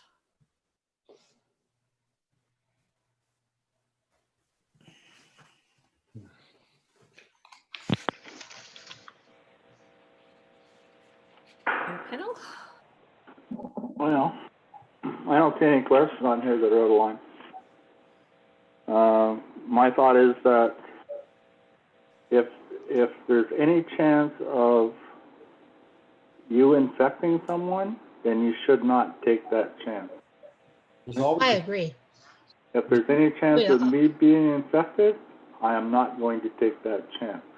All right? Truly. My life means a lot more to me than a council meeting. There's True always a chance, I think, is the issue. Say what? There's always a chance. There's always a risk. I think that's the issue. We have to, you know, as leaders of the community, we have to determine what risks are appropriate, but there's always a risk. No, I disagree. I don't take any risks. None at all. There's no risk of accident. Anytime that you come in contact with anybody, there's a risk, or touch anything, there's a risk of COVID. There's always a risk. Right? I have hand sanitizer on my counter here at the house. When I come in the house, I wash my hands and I sanitize my hands and I change my clothes. I've got a bottle of hand sanitizer in my car. As soon as I walk through the door at work, there's a hand sanitizer on the wall that I can get it there. I have another one on top of my desk that I can get it there. I have one downstairs in my maintenance shop that I can get it there. I don't take any chances, and I wear a mask within 6 feet of someone. Does everybody in your household do the same thing? How do you control that? Yes. How do I know that? I said, how do you control that? We just do it. Yes, but unless I can't control, I don't control others in my household. This is an issue. You know, there's always a risk. But all these questions are asking is if you know of, right? Are you aware of? Have you been in contact? That's what they're asking you. Do you agree or disagree? I think they're just way too wide. I think that it'll be hard to get people. People are either going to lie, or just to do the questionnaire. I just Yes. believe Either lie. I agree. it's very broad. I mean, because I just don't think people should be penalized. That's all I'm saying. You shouldn't be penalized if someone in your household breaks these rules. That's the one I have the biggest issue with. Is that it extends to your household. Someone in your household broke the rules. Do you feel it's fair for you to come and infect me? No, I feel close, but that's what you're saying. no, it's not. Absolutely not what I'm saying. Well, you're saying you can't control anybody in your house, so why would we penalize you? We're all individuals. How do you? I don't control people. I don't understand. Right? I'm in favor of disclosure, absolutely. But there's always a risk, and that's why we need to take precautions, personal precautions, hand sanitizer, mask, possibly gloves, have the room clean Right. before and after, do the social distance. That's fine, but that doesn't mean that we exclude it, right? it's just because it's so wide, it's so large. The recommendations are very large. They include like normal life activities that are important. Can I ask So for the source 15 of the minutes, question? so we decide we're going to edit these, okay, and we haven't edited one, right? My question 15 minutes ago was, do we want to do this at home or do we want to do it now? Right? And Heather said, well, there's not very much change to make, we should be able to do it now, right? So here we are.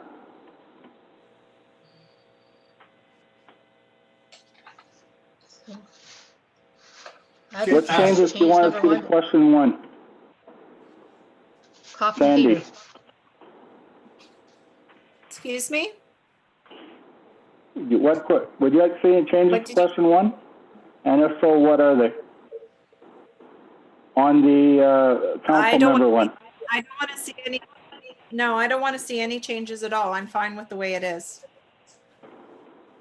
Dan, what questions would you like? Question one, would you like to see it changed in any way? I'd like to see it change. Instead of saying cold and flu, I'd like to see COVID-19 symptoms, so that it's actually all of the symptoms that you can get from that. And that's probably both the questions 1 and 2. The question number 6, I'd like to see it out of the province or out of the country. I also, though, I don't feel like I'm qualified to make these questions. I'd like to know where the source of these questions came from. And is it the health unit, or I'd like the questions to come from someone that's got more qualifications than myself.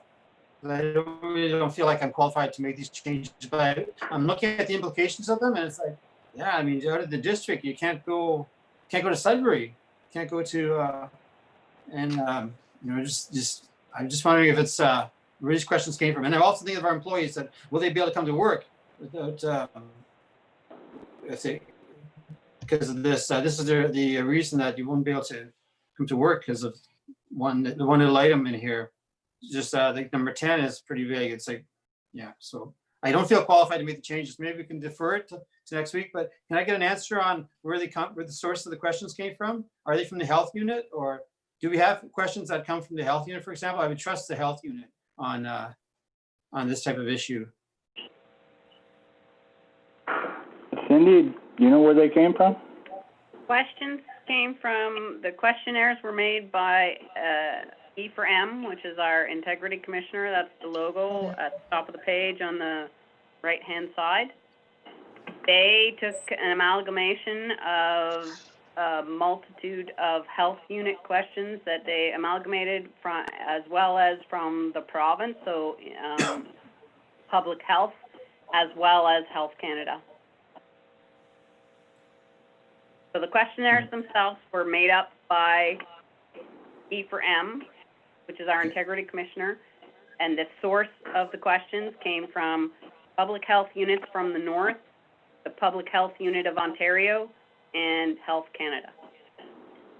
Yeah. It just feels like these questions are something we used the first day that the virus started. But now that everyone's aware of the virus and that we're all doing social distancing and we have practices in place now, this doesn't seem like it's like anybody who's traveling, there's practices in place for safe traveling as well, or to minimize the risk. So a lot of the risk has been taken away from these activities that were considered highly dangerous in the beginning. They're now being managed quite well. So I don't know how long this type of question would stay in place, because it's a fluid situation too. So it's a hard one. I don't know what to say about it. But in terms of changing And it, I wouldn't come to a meeting. okay, I'm done. I wouldn't come to a meeting feeling like this. That's why I like this. So until this COVID thing is over, I'm good with this, but we can't go on with life like that. Anyway, If anybody looked at any of the news over the Toronto beaches on the weekend, you'd know that people aren't social Yes. distancing. yeah, I agree. And I won't be going there. And 2 weeks ago, Sudbury's hotels were almost full because people came from Toronto because the malls down there weren't open and our Sudbury malls were. North Bay was So- too. Yeah, even if we don't go anywhere, there's people that are coming here that are Yes, putting so we us can at risk. supposedly go to Walmart. Yeah. right? We go to Exactly. Walmart, and that's someplace I've not been. But I mean, we have employees that work there. They could come in contact with them any day.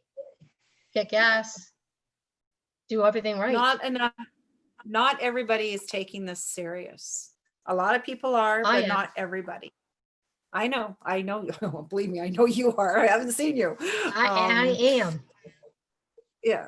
So So, I but think yeah, if I these just questions came from the health unit, who are we to change them?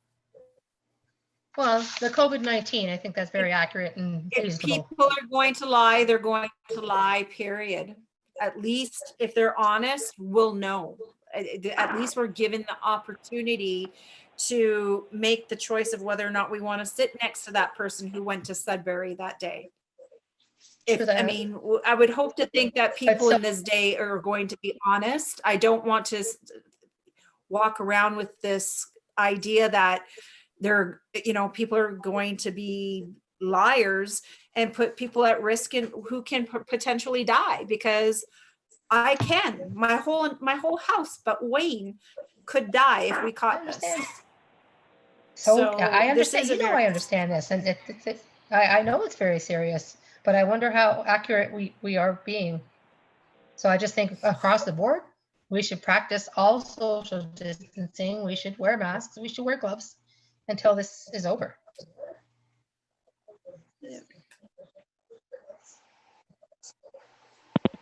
And maybe this is premature.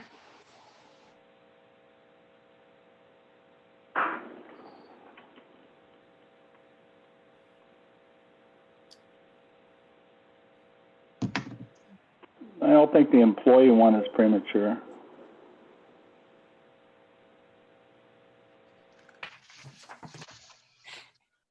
The council Yeah, member my son one, works at- yeah, Yeah. because we're not having council meetings yet where we're together. Mhm. The questionnaire for visitors, we're not open for visitors yet, so it might be premature, all right? Yeah. The employee one isn't, because they are working. I believe they're following their physical distancing.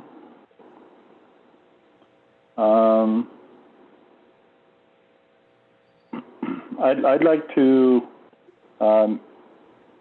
work on this a little bit, and I'd change the wording as Councillor Maxwell has suggested about cold and flu to COVID-19 on the first two questions. I'm not sure about the district. I'd like to do a little research on that and see what's being recommended by the health unit, say what they're saying. Other than that, though, everything looks Yeah, I agree with Pretty- everything else. normal to me. I just have one question. I think it's going to be very important. So if an employee, by no fault of their own, by someone they live with, by any of these questions, but not their personal fault, checked yes and was refused to work, like was refused to be able to come to work, would they be paid or not? I think that, this might come up. We might have to rescind the questionnaire if we have an issue. It's just a question.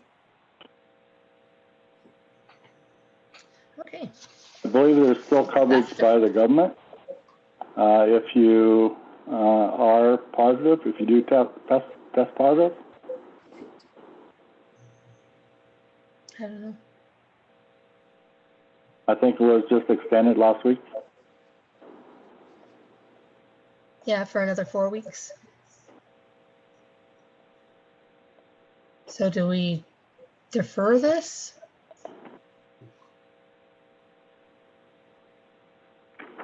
I'd like to, and then I'm going to make some changes to it that I can suggest to y'all, and then we can look at it at maybe our next meeting, and go look at it again.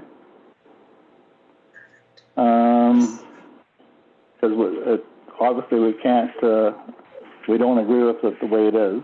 So can we defer it until our next meeting in July And I'll make some changes to it that I will give to you as all in email form. And you can do the same if you wish. Maybe we can get something together and come back to our next council meeting with something that we'll all agree on.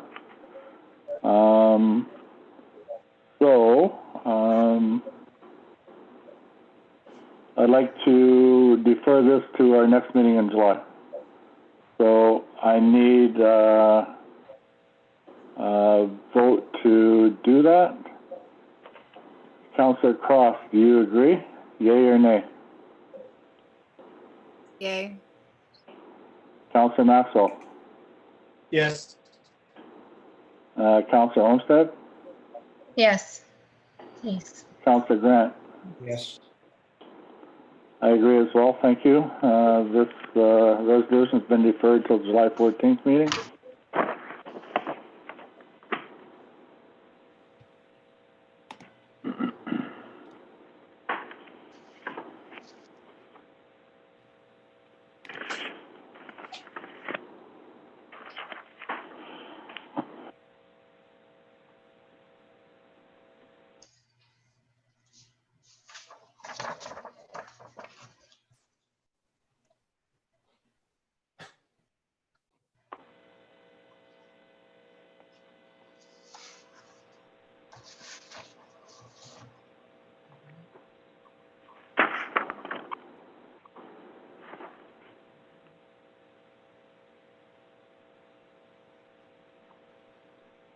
Okay, so I need a mover and seconder for the next resolution.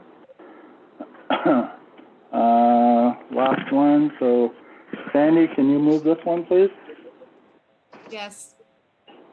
And Dan, can you second it, please? Yes. Okay, thank you. So we have a resolution in front of us, moved by Sandy, seconded by Dan, that the council has received and reviewed OREG 588 compliant AMP proposal for the municipality of Calvin from the Public Sector Digest, excuse me, and would like to proceed with the preparation and submission of an application to receive a $50,000 grant from the Federation of Canadian Municipalities Municipal Asset Management Program. Any discussion on that? Sandy? No, I have none. Dan? No discussion. Heather? No discussion. Okay, Dean? No. So your questions were all asked then concerning this? The asset management plan? Okay, so I need a vote to approve doing this, okay?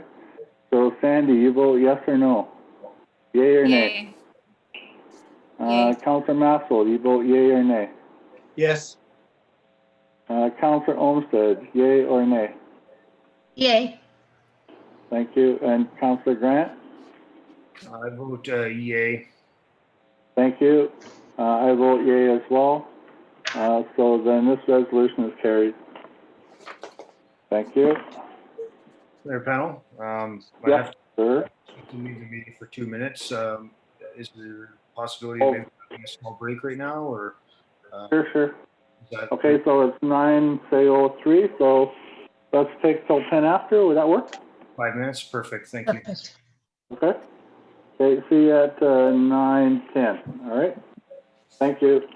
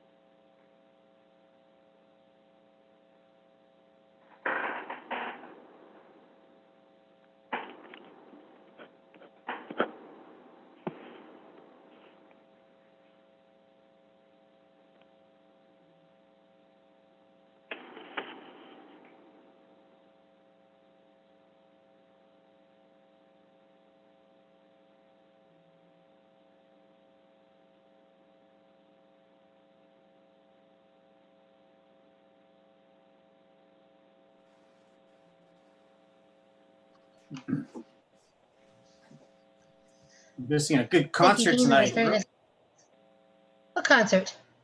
Roadhouse, favorite band, local band of mine, is doing a live Facebook tonight Where? Oh, okay, good. I've seen them. on Facebook. Oh, okay. I just checked in on them. I haven't been watching it all night. I don't have earphones on.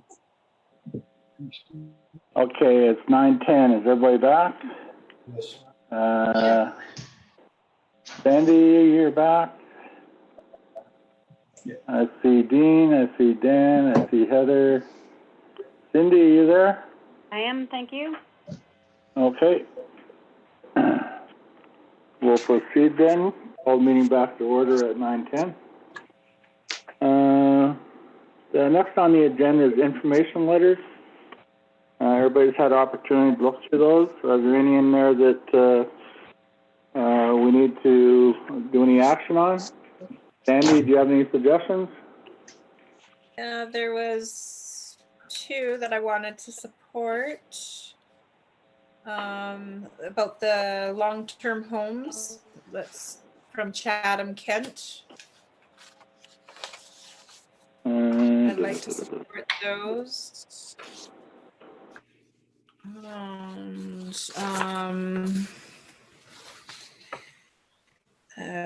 what was this? Oh, and of course the broadband one. Gray counties, about the broadband. Okay. What is it you want to do with those, Sandy?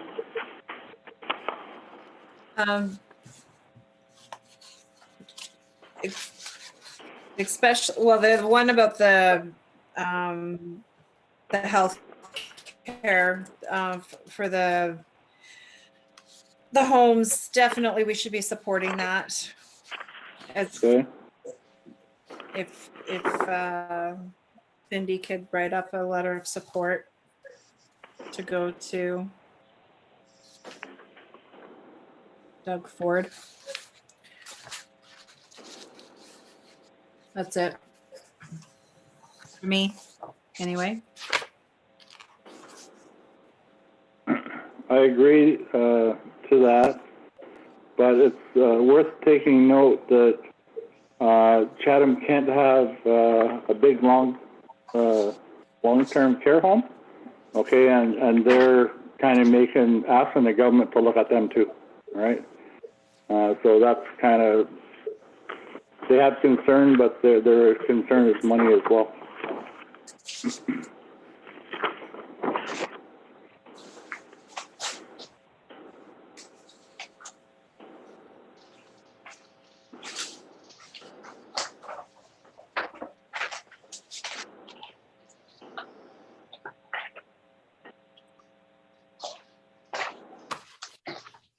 Not yet.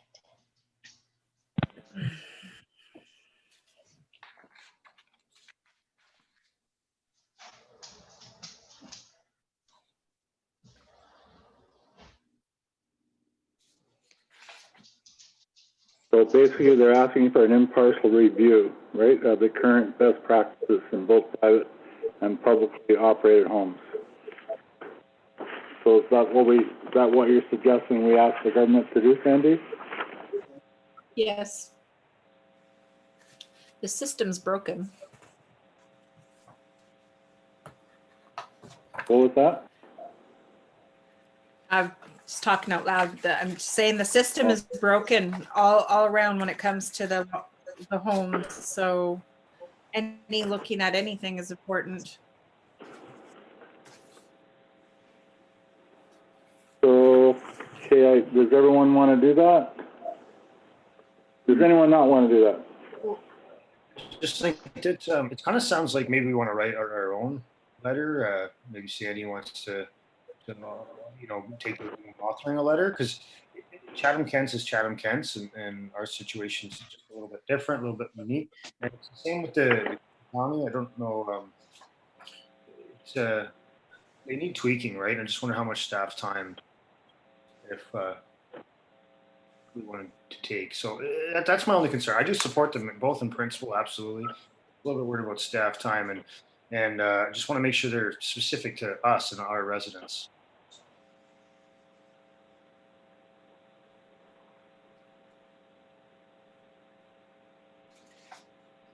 Which one do we do, Castleholm or Mattawa? Well, it can be a general comment, Sandy, I believe, on just the state of Yeah. homes and, 'cause I do think there's a problem. I think that we generally are not paying enough attention to seniors. But I want to make it a little bit more personal. Yeah, I agree with you. As counselors, maybe we want to kind of come up with drafts, and kind of author our own. We could use this as a template, and then Cindy can just kind of present it to us, maybe in a little bit, review it. So what is it that you want to say? You're just looking for more financial support, or? Well, the financial support of home for like hiring enough staff, hiring, so this, Full-time that staff. they have, that they have. I mean, a lot of the sickness went from home to home because more staff is working in more than one Several home. places. Yes. It's a huge crisis all along. So yeah, maybe you know what, Dean, you're right. Looking at this from a different point of view, not just to support just one specific, but the whole, yeah. Yeah, and I think Sandy too. I think that more money. We talk about more money, but if it's specific to us and our residents, we want to talk about the burden that it costs when we send that money out of our community to the urban center, and also that we're not even guaranteed or no A spot. of access. So then, we just have unique issues that I think are very important to our residents, along with these other things they're talking about, like reviews and senior care in general.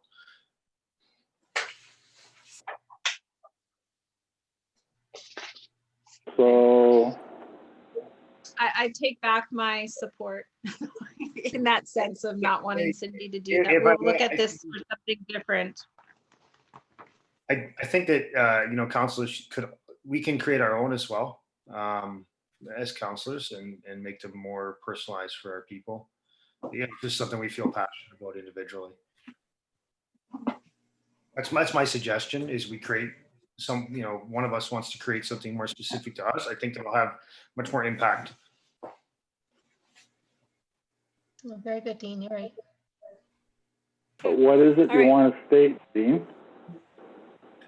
What is it you want to say? But personally, I'm not going to make that letter. I mean, I think someone should kind of take the lead on it, and if they want comments from us, then. But somebody needs ideas of what they want to say, right? What would they want? Like Cindy's going to have to create a letter here, okay, probably. And so what are we going to tell her that we want to say in that letter? Yeah, I think that the foundation that should come from a counselor if someone's willing. I just don't want to burden Cindy with having to create something from scratch. Just the office is probably pretty busy right now. So can you create that letter? I personally, I'm not creating that letter right now. If someone else wants to. It's Okay, just so Sandy, do you want to create that letter? Yeah, I will work on it. Yes, I said that I rescind my Support. suggestion to Cindy to do it, and I will work on one myself, and then we'll hand it into council to see if there's anything they want to add. It won't be for the next council meeting though, so this is something that I want to definitely take the time to investigate as well. I don't want to put it onto Cindy's. If it was just to add on to what this was, that was fine. But if we're going to do one more general for our area, then yeah, that's what we'll do. I'll do. Okay, thank you. I make one more suggestion to Sandy. We might look, just suggestions, we might look for support. We might write it in such a way that other local municipalities also want to support it. So to Yeah, not exactly. speak to Yeah. Calvin, our region kind of. And I think that that's a great idea, Sandy. Yeah. Okay, thank you. So Sandy, you'll bring something back at a future meeting. Yes. Thank you. Are there any other letters in there that somebody wants to discuss or do something about? Dan?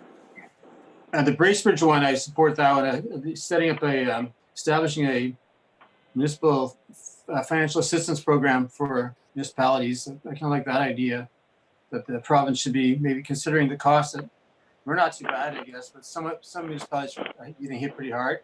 But still, we're apparently as of last meeting, we're already in for $3,000 with COVID expenses. So it just would be nice if there was a fund there so that we could tap into if we need it to help with the virus, deal with the virus. Yeah. So I support that one. I don't know if it's they're asking for support or if it's just information.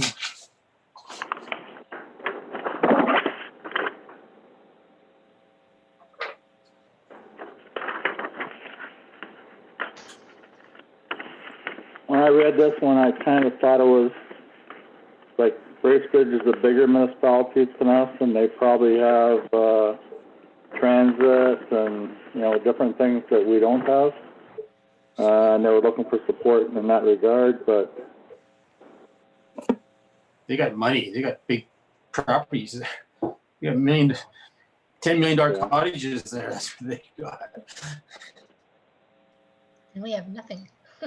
Well, maybe not the town of Bracebridge. we did send a letter at one time to the governments asking them to help us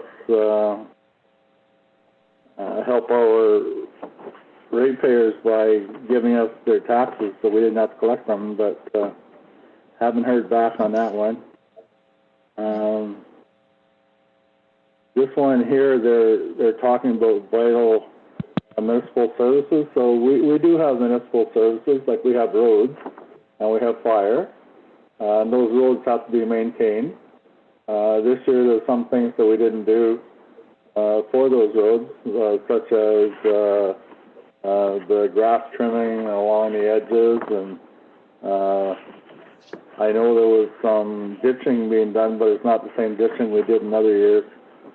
Brushing, I don't think there was any brushing happening this year. I'm not sure, I can't remember. Yeah, no brushing. Yeah, right.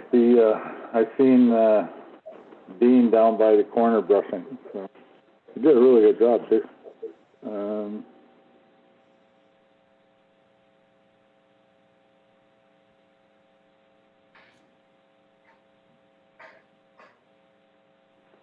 So basically, this letter is on the now. Therefore, be it resolved that the town of Bishop supports the FCM. What's FCM? Federation Financial Canadian Assistance Program. Municipalities. Oh. Federation of In- something municipalities. Yeah.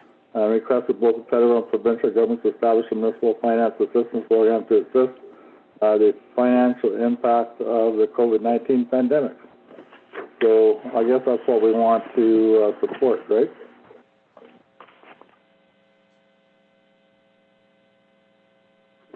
So 1, 2, 3.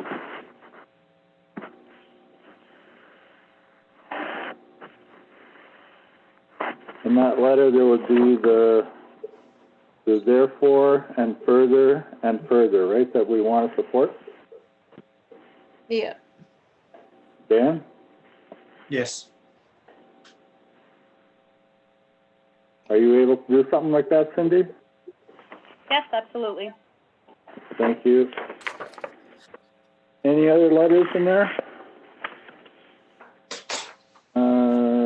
Heather? No, everything's taken care of that I was looking at. Councilor Grant? I'm good, thank you. Okay, thank you. Mayor Pennell, can I just make a comment? Yes, ma'am? I just want to make sure everybody is fully aware of the understanding of the OPP detachments being overseen by DSAB. So the first the first two items in the information letters, Yes. it's being Yes. recommended by the province that our No. OPP detachments are going to be regulated or overseen by DSAB instead of our individual police boards. Yes. So Yeah, those I there's a lot thought of we were information. developing. those two letters are indicating that in Northern Ontario, at least, Phenom and the municipality of Dougal do not support DSAB overseeing the OPP detachment. I thought it was redundant because we were going to make our own committee as soon as this COVID is over. We were in the process of making a committee to establish rules for OPP and services. Was I incorrect? Pardon me, say that again? Okay, so I wasn't paying that much of attention because we are in the process of developing a committee to regulate and state services from OPP. But because of COVID, it's been deferred. So I was it's just them coming and snatching it up, or it's new information that we didn't know about.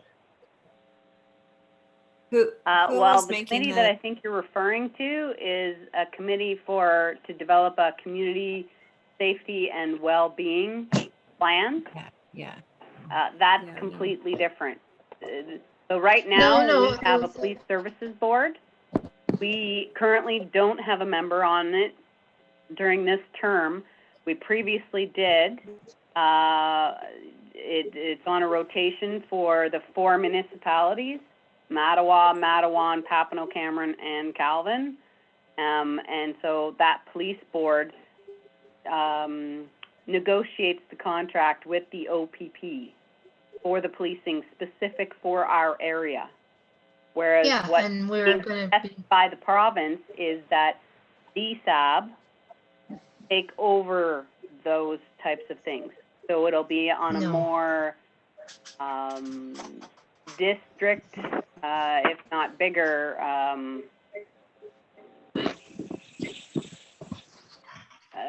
they'll be taking care of it. that's not what my understanding was, but perhaps I'm wrong. Okay, I don't like the idea of DSAB taking over it. Do you?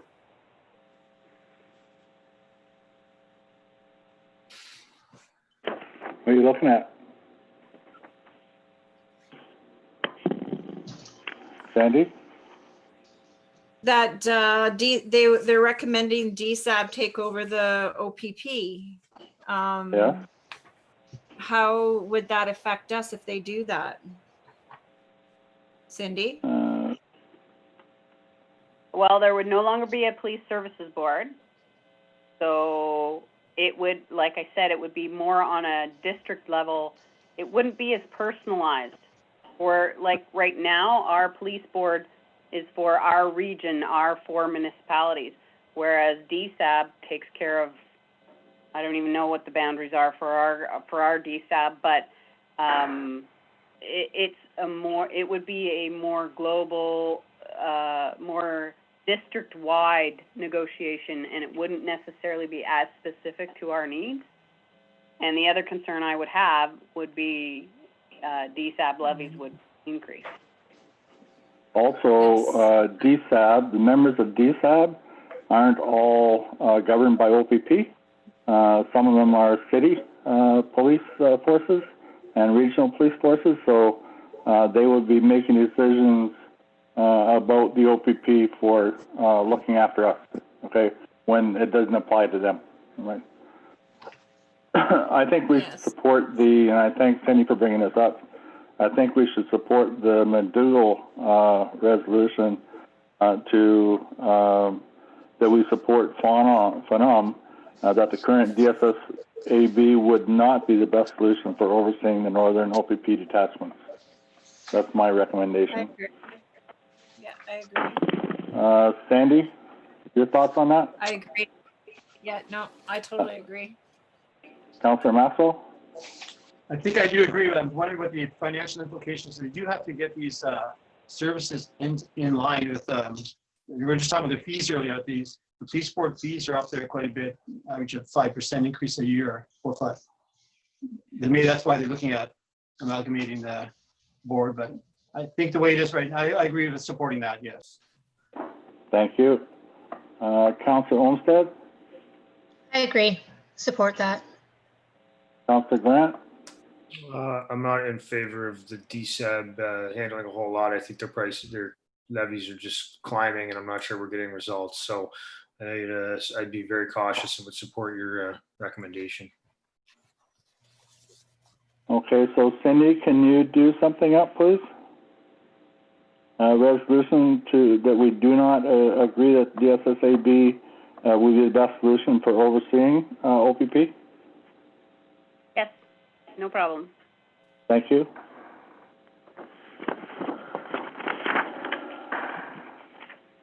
Thank you again for that. So nothing else in Yes, there. thanks, Cindy.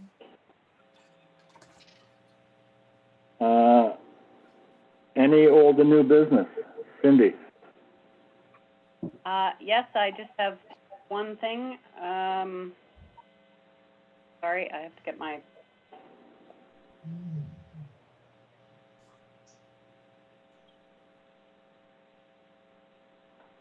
Up here, sorry.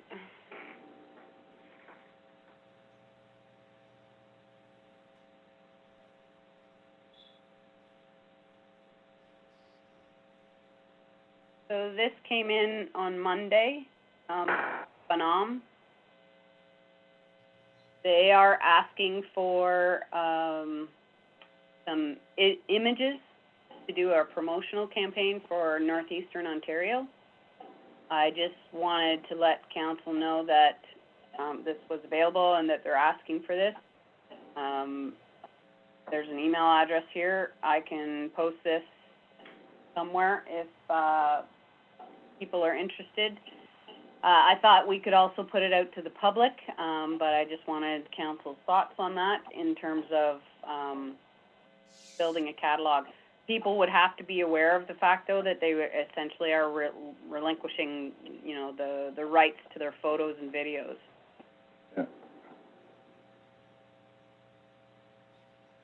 Yeah. We do live in a beautiful town, I tell you. That'd be nice. I think we should participate.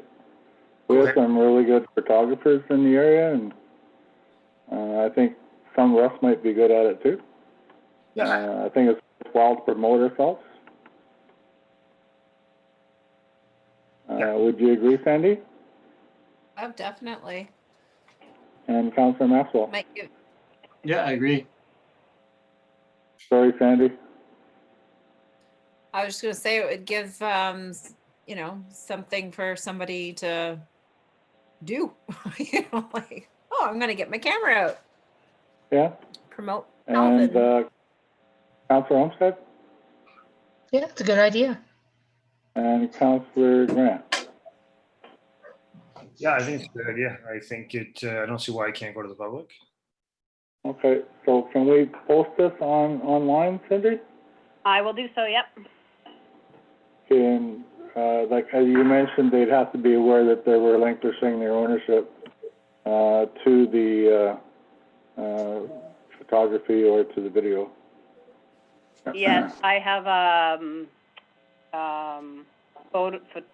photo and video waiver. I will take some language from that.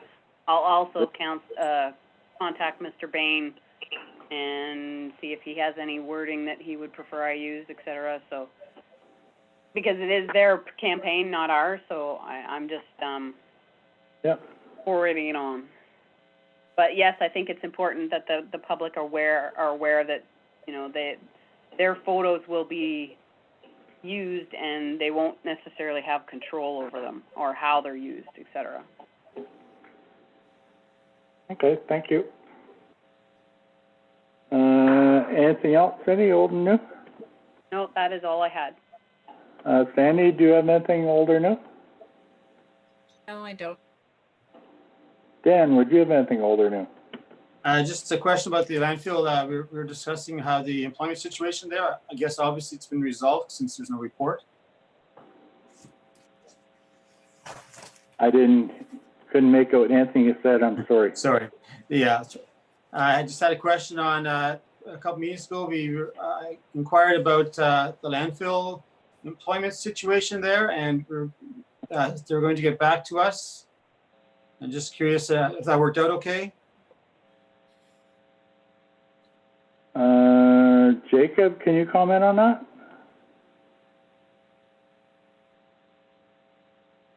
I don't remember. I remember a discussion about it, but I do not remember being requested to prepare a report about it by council. But the situation did resolve itself, and the person was back to work the next day that they're scheduled.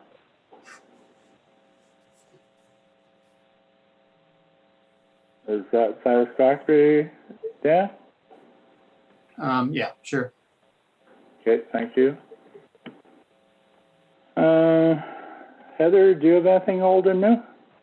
Or new? No. No. No? Councilor Grant? Yes, I do. I guess it's partially maybe a misunderstanding, but I'm looking for some clarification on past disbursements. Disbursements to Mayor Penn on May 12th, then on June 9th. My understanding is it's for mileage, but the category is much larger than mileage. I was wondering if, Mayor, if you'd comment on the expenses?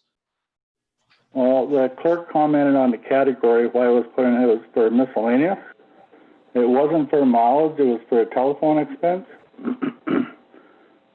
When we first started these meetings, it was my understanding that the phone calls were toll-free, and they weren't. My first bill ended up to be $711. I don't have a long-distance plan because we don't use long-distance. So I negotiated with Bell, okay, and got them to take $500 and some off, I think it was. But I didn't find out until the middle of the month. So I had two bills, okay, and the last meeting we had paid for the last expense. So going forward, there is no further long-distance charges. Okay, I just, I guess I'm probably going to send a follow-up email, but I'm interested in, I was under the impression these had to be council-approved additional expenses. I'd like to know if we incur additional expenses, what would have to be council-approved, what we would just simply submit receipts for. I guess I don't have an understanding of that process. I guess I just wish that there's a little bit more clarification. I know that Heather had asked on the first disbursement because the category, I mean, we should have more categories as far as I'm concerned, but this is vehicle expense. So it's not exactly clear. So I don't know if we could add more categories, and I am interested in learning about our remediation and the way we expense things as well. So, This had nothing to do with remuneration, right? It was a straightforward telephone expense, right? Yeah, I'd just like to follow up on some clarification from maybe yourself. You've been here a very long time. You served a few terms, or with staff as well on what's eligible, what's not eligible. I would assume something like that would have had to come through council. That's my point. It did come through council. It was on the report that came before council for approval.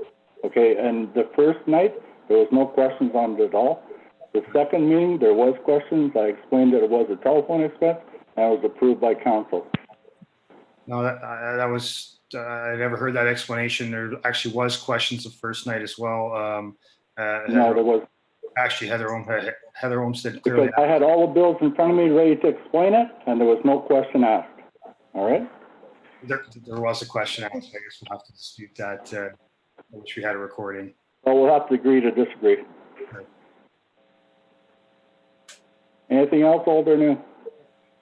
Well, the only follow up to that, the only thing is that it looked like it was going through as a vehicle expense, so I assumed that you had gone to a meeting in Huntsville or something like that, and it was mileage. Because Heather did ask what it was, and she kind of got shut down. And I thought, well, it's just mileage. Obviously, there was a meeting somewhere, a mayor's meeting in Huntsville, so I thought it was just a mileage thing. So I didn't question it either at the time. But it should have been put in as a phone expense and not a vehicle expense. A phone is not a vehicle. That's the only thing. So it's a bit misleading for us. I felt like we were misled on that one by the staff and by the mayor, I have to say. So you're saying I deliberately mislead you on that? I'm saying that I misunderstood. Yes. I'm saying that it looks like that to me. It looked like we were misled because it showed a vehicle expense. It showed a vehicle expense. It should have showed a telephone expense. And I know I'm fine. I would have approved it, but I just like to have clarity when things are coming forward like that. It got put through as a vehicle expense, so I thought vehicle expense meant mileage. But when I look back at it later, it didn't say mileage; it said vehicle. What is this category of vehicle? What qualifies as a vehicle expense? I mean, we have mileage, but we don't have vehicle expenses. Like, we don't repair people's vehicles. We don't. It's just I never thought it was misleading. Honestly, I just thought it was misled a little bit there, and I'm sorry if you're offended, but it should have been up front right off the bat. The conversation that we had now should have been the conversation the first night. Just calling a spade a It spade. wasn't brought up this night. I seen member Heather brought it up, and she got shut down pretty fast that night. I disagree. Okay. I remember Heather asking if Mayor Pennell should remove himself from Right. the approval of the account. That's all I heard her ask. And then she then said that for her own personal knowledge, she wanted to know how to go about if something came up like that in the future, how she was supposed to handle it. That's all I heard. I didn't hear anybody ask what the expense was for. That's from what I remember. Yeah, you're probably right.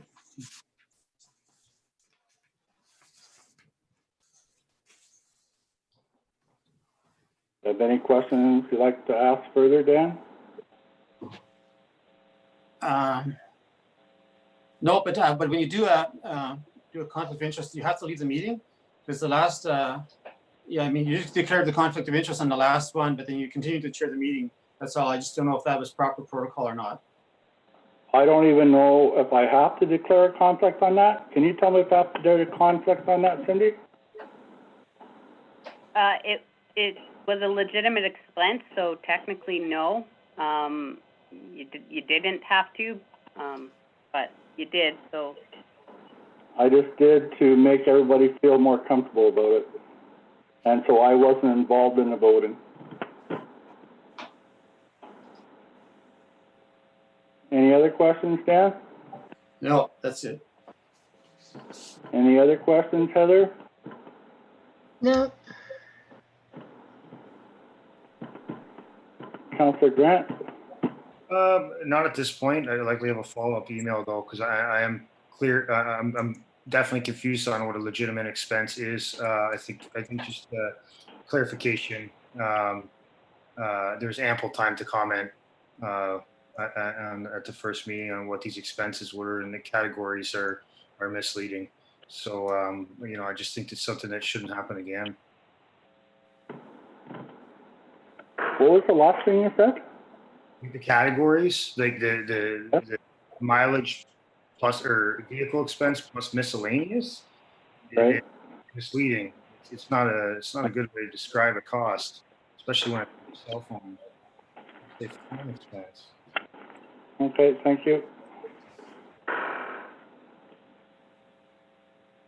Next item on the agenda is council approval report. Has everybody had a chance to look through those reports and the one that was sent out today?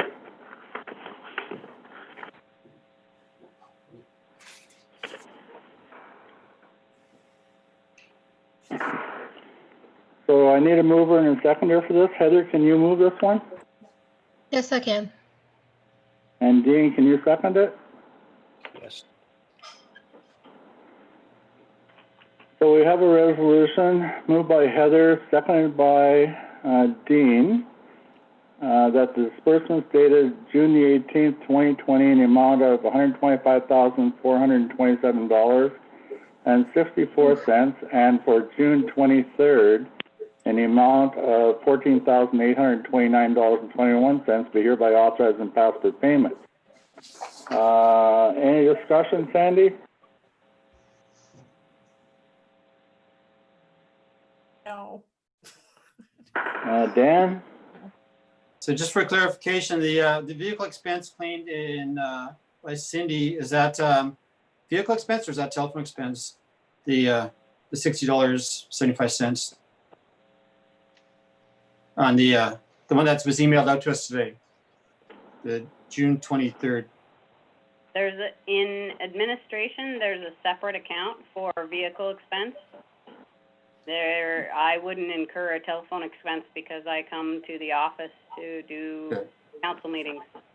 Okay, so that's a vehicle expense? It is, the council doesn't have a separate miscellaneous account category. That's why it's combined into two. It depends on how often it happens. If it happens on a rare occasion, and because of COVID-19, like a telephone expense would not be a typical expense for a counselor. So that's why there isn't a separate category for it.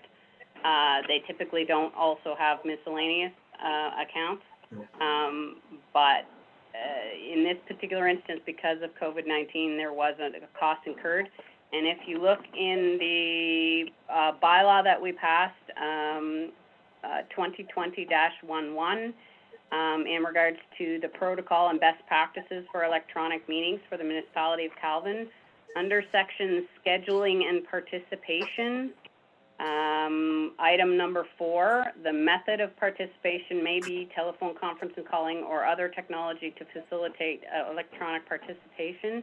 The municipality shall pay the cost of the conference calling or technology option should there be any long distance calling associated with facilitating the call. So that's why it was considered a legitimate expense that the mayor had incurred. And Okay, I was questioning that one. I was questioning the one that you submitted for, it said vehicle expense for $60. I was just wondering if that was phone as well. And the one that came, it's for me traveling to deliver council packages. okay. There So that doesn't was, say- for both May and June, there would be 2 delivering of council packages yeah. and 3 in May, excuse me, and in June there would be 3 delivering of council packages. Okay, I just thought that would be labeled mileage and not vehicle expense. Okay, thank you. Anything, Heather? So when the OPP goes to bill us, because they sent us a letter saying, oops, we didn't bill you for the last couple of months, can we have an explanation when the expenses go out to say, well, because we had to catch up for 3 months, so it doesn't look too shocking to our ratepayers?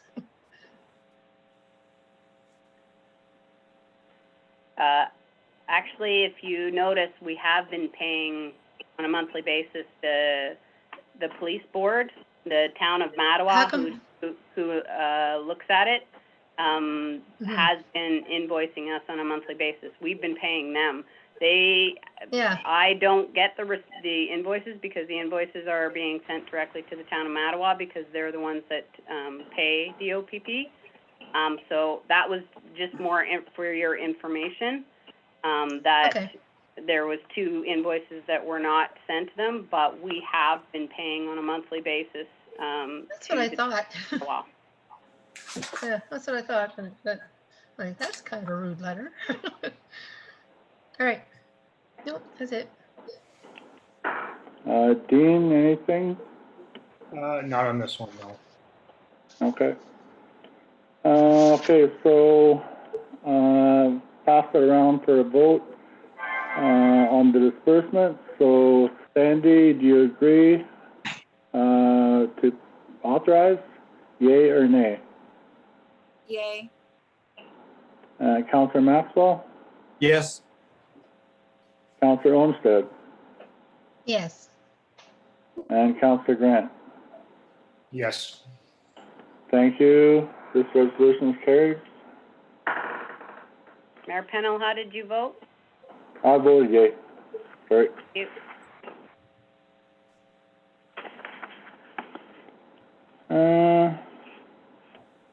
So there is no closed portion, no business arising from a closed portion, and no notice of motion from the closed portion. So the next item on the agenda is the adjournment, so I need a mover and a seconder. Sandy, can you move this one? Yes. And Dan, can you second it? Yes. Okay, so, excuse me, we have a resolution moved by Sandy and seconded by Dan that this regular meeting of council now be adjourned at 9:50 p.m. So I need a vote to accept this, yea or nay. Councillor Cross, you vote yea or nay? Yay. Councillor Maxwell? Yes. Councillor Olmsted? Yay. And Councillor Grant? Yes. I vote yea as well. So thanks, everyone. Great discussions again. Thank you. See you in a couple of weeks. Bye. Thank you. Bye. Right.